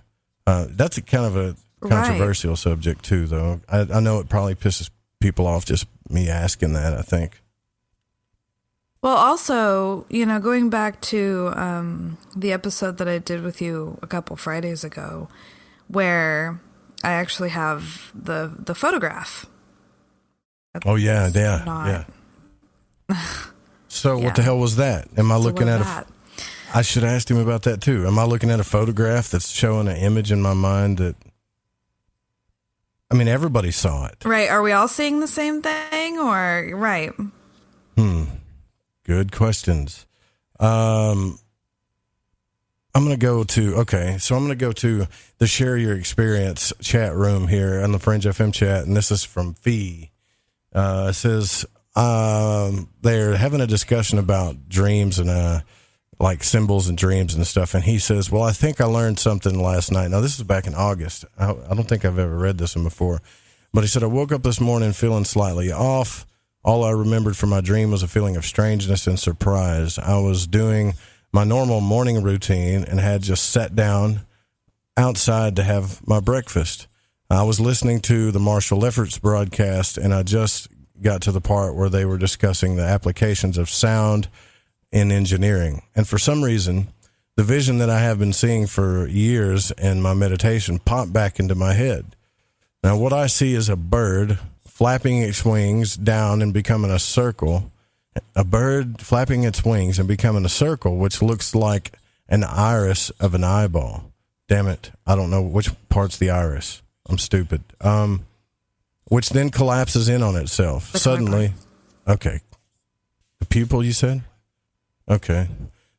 I think the colored part. The colored part. Okay. So it suddenly, yeah, you're right, which collapses on itself. And I came to the realization that this vision is not an abstract creation of my bored mind. This is a method of creating cavitation bubbles. The bird is an elastic vibrating flap, and the iris is the cavitation bubble created by the vibrating flap. And I've got to figure out how to try this out. I think this realization is me remembering what happened in my dream last night. This has happened before, so it's not out of my realm of possibility. Cavitation bubble. What the hell is that? Who else talked to me about that? Richard Allen Miller. That's what it is. I don't know what is a cavitation. Do you know what a cavitation bubble is? Somebody help me here. Cavitation bubble. Bubble. Sounds like we can something. Always go to Google. That's what I'm doing. Cavitation is a phenomenon in which rapid changes of pressure in liquid lead to the formation of the small vapor-filled cavities. That's just cavitation. So it's just some type of anti-pressure bubble. In places where the pressure is relatively low, when subjected to higher pressure, these cavities called bubbles or voids. Okay, I know what it is now. Yeah. So, and he says the bird is an elastic vibrating flap, and the iris is the cavitation bubble created by the flap. How the hell could you know that? We need to get Fee on the show and talk about this. Because Jen is saying, rainbows and unicorns, it's the stuff of dreams. I think being the light in the dark means you have to understand what you're dealing with. In some senses, you have to know your own darkness first and understand your limits and boundaries. I agree with you about the slavery paradigm, which many of us are caught in, and I think we are too. I think it's that first step to liberation is to see the enslavement for what it is. As such, I'm slowly becoming aware of things that trap me and keep me from knowing the light. So journey on, sister. Fantastic, Jen. I totally agree. I think we are in a slave society mentality where we must believe that something out there is controlling our minds and everything, and that we're slaves to the system, and that we simply cannot get out because it's the world's biggest cop-out. All right? Now, I'm not saying there's not people doing control methods, because they definitely are. But if you study the occult and parapsychology and all this stuff, you could see it for yourself. So therefore, you're not a slave once you become aware of it. You actually become free. And as jerky as that may sound, it is the path to freedom to get to that. And I think a lot of us are still dealing with that, including myself, trying to get out of the slave mentality. It's a paradigm for sure. I'm afraid to ask you this question, lady. I don't think I've ever asked you this question, but I'm going to. Mm-hmm. Y'all have never seen the mean side of her, by the way. You might actually get to witness it. Oh, come on. What is your thoughts about that? Not that bad. About the slave mentality, about the victim mindset that we have, that there's a control system, that we'll never be able to get out of.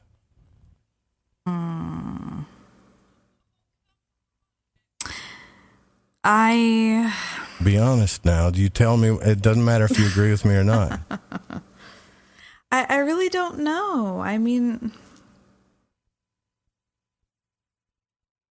don't you think it's kind of easy to say that when life is hard? Right.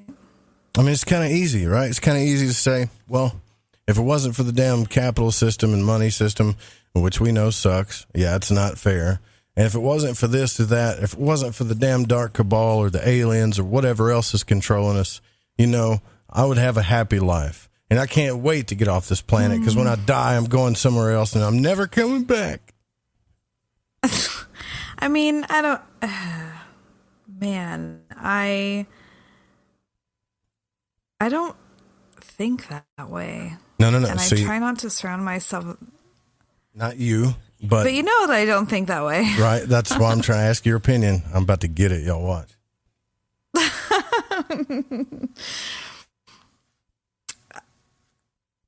I don't know. Like, rephrase the question. What do I think about it? Do you think we're in a slave mentality, a slave society? Do you think that this reality we're living in is slave structured?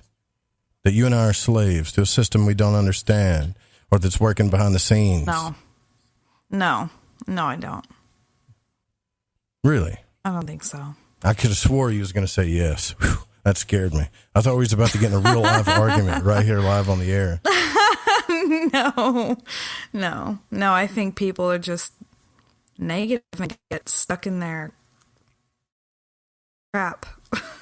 Yeah, but also it could be just other people that are willing to study the mind and consciousness more than others, right? If you think about it, like some of these people that ask the greatest questions ever, Isaac Newton, etc., the so-called Illuminati, right?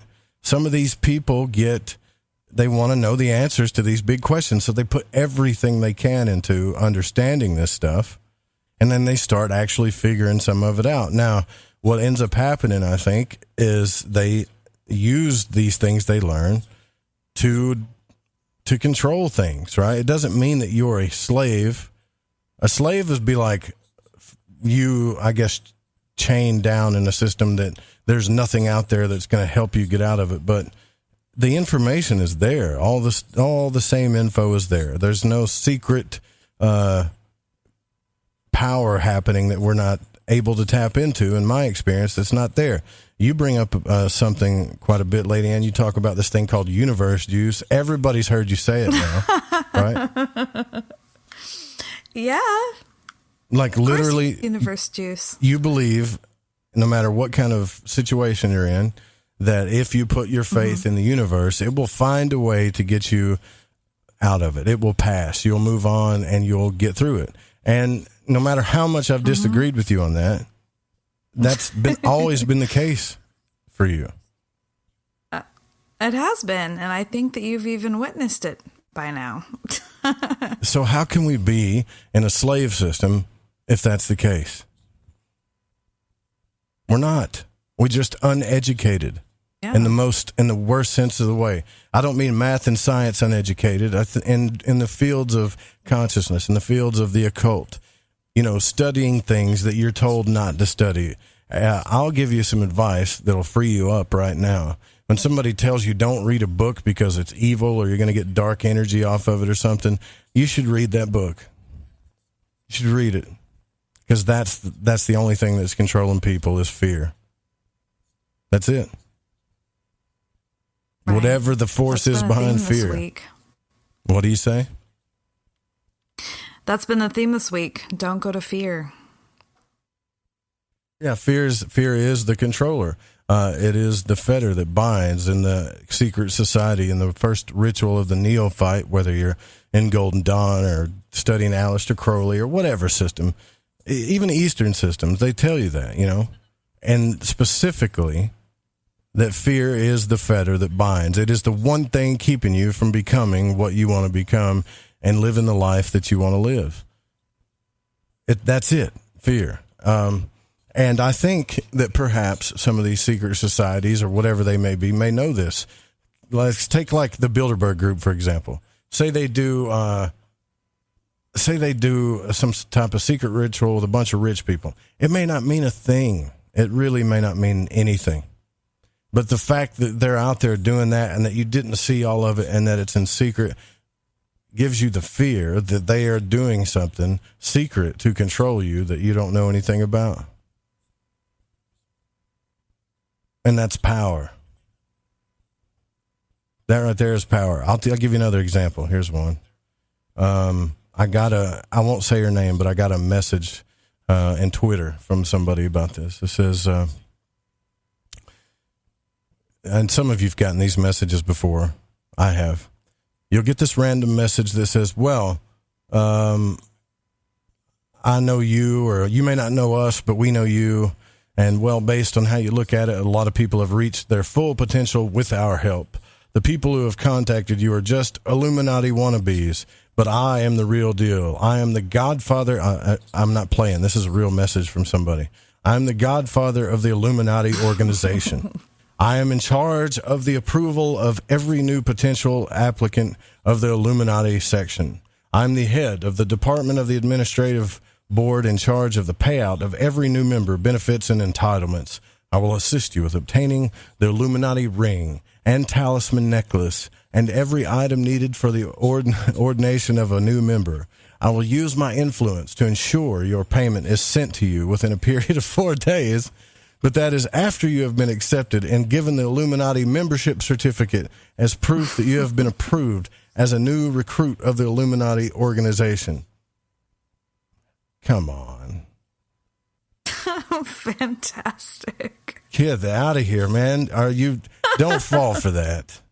Number one, that's using fear to get your money, right? They're going to print you out a certificate. You're going to send your monthly dues. You're going to get a PDF and a certificate, and you're going to send them a monthly payment to be a member of the Illuminati, because for some reason they got you thinking that if you don't become a member or understand what's secretly going on behind the scenes, then they got power that you don't, and they'll have what they have, and you're going to be a nothing that's never going to have what you want.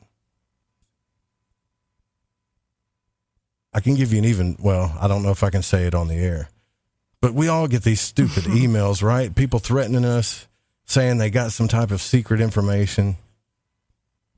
They make us feel like they're doing secret things. I'm not saying there's not secret stuff going on. There is.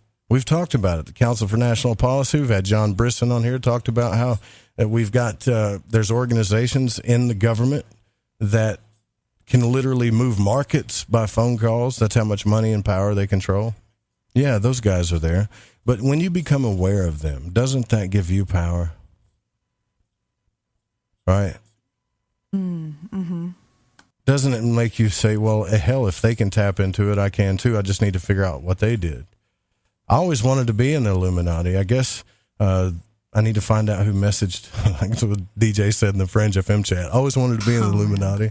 I think we all just want to be special. I have a problem with that, Lady Ann. I think that we all just want to know that we have a purpose, not necessarily that we're special. Are you sure? But that why are we here? Yeah. Okay. So I know you heard part of the Dan Aykroyd interview with Joe Rogan, at least some of it, maybe a few sentences. That made me kind of upset, honestly, that Dan Aykroyd was showing Joe Rogan a lot of information when it comes to UFOs and stuff, saying, look, I think the Barney and Betty Hill's a real deal thing. I think these guys are the real deal. And that's what Rogan said. Well, there's also a lot of people out there that just want to be special, and they want to feel as if they've lived a special life, a special circumstances that makes them super special. Right? That does happen. And some people do. Right. And then once enough people are convinced that they're special, then they become UFO or whatever evangelists, right? They get on TV shows, or they charge you $333 times 6 payments to be a part of their mystery school. You know, learning from the aliens, this or that. Right. If you are in a victim mentality, it's because you are a victim to this bullcrap. You have to tell yourself that there's nothing out there that you can't know that these people know. You just got to find the information. That's it. That's all there is to it. Do some research. I'm going to get on a rant here. You need to stop me. That's why I brought you on here, so I don't get out of control. I think everybody just needs to go within. Anything and everything that you could ever need or ever want is already within you. Like the Force, right? Love and light, Joe. Oh, God. You know how you love that. Love and light syndrome. Yeah, that's bad too, I think. It's not bad. It's just not good. It's just off balance, you know. You invoke, like Tobias Lahr says, you invoke all this love and light and everything. And if you've got demons and stuff that you hadn't dealt with, they're not going away. It's just going to make you look more psychotic because you're smiling and happy when you're being crazy instead of angry or something, you know. The demons are still there. I think you got to deal with your demons before you move on. We did that. We talked about that for a whole week. So we do got to get out of here, but I do want to tell everybody, like, yes, you and I are going to be at the Arkansas Paranormal Expo. Are you excited to go? I'm very excited. I'm really looking forward to it. It's so at the MacArthur Museum, there's a place in the basement down there that literally, like, Dolores Cannon and a few other folks have been down there where they feel certain types of energy, and they've done seances. Like, this is where the generals would go, I guess, to escape, to sleep, stuff like that during war times. You could see how it's built, like as if it was bombed. You know, there's a huge basement in there that it would survive. Oh, wow. There's a lot of history to it, you know, and I think the place is haunted, so I might take some equipment there, some electronic equipment, and try to record some stuff while we're there. But I hope that some of you will be in the area, can just come hang out with us. I know not too many people take trips to Arkansas, but it is kind of a special place. You know, we're not all flat-footed and buck-toothed or whatever you think. Oh, God. That's what people think, right? You're from Arkansas, right? You must be a hillbilly. Arkansas. I mean, just because I got a southern accent doesn't make me a hillbilly. But I am a bit of a redneck, and I really appreciate all of you guys listening tonight, as well as hanging out with us in the chat. For those of you that do that night after night, that is a fun place to hang out. And tomorrow we're going to have, I believe it's Thomas Sheridan. I believe that's his name. We're going to be talking about the occult tomorrow.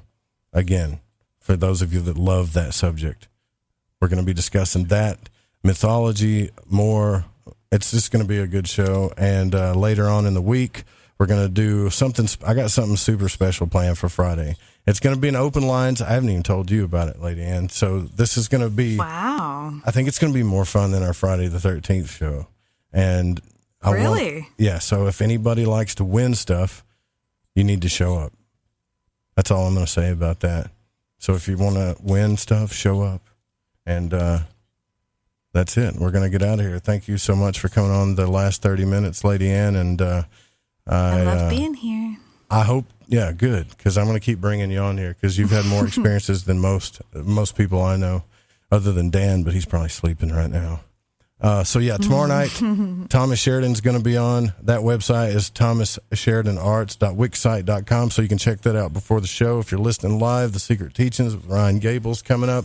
Please don't copy the show without written permission. And music was by Chronox. Guitar was by Bundy. And I want to give a big shout-out to Pacho, Lady Ann, Don, Eric Markham, Jeremy Scott, Dennis, all of you in the chat in there that asked questions tonight and hung out with us. Thank you so much. And all of you listening on the network and at home, we'll be back tomorrow night. Same time, same channel. Good night.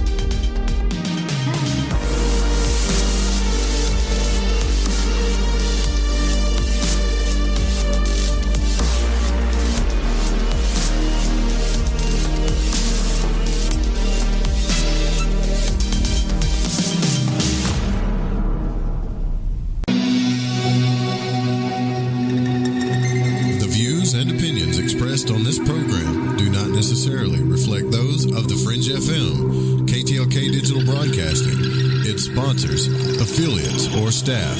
Listener discretion is advised.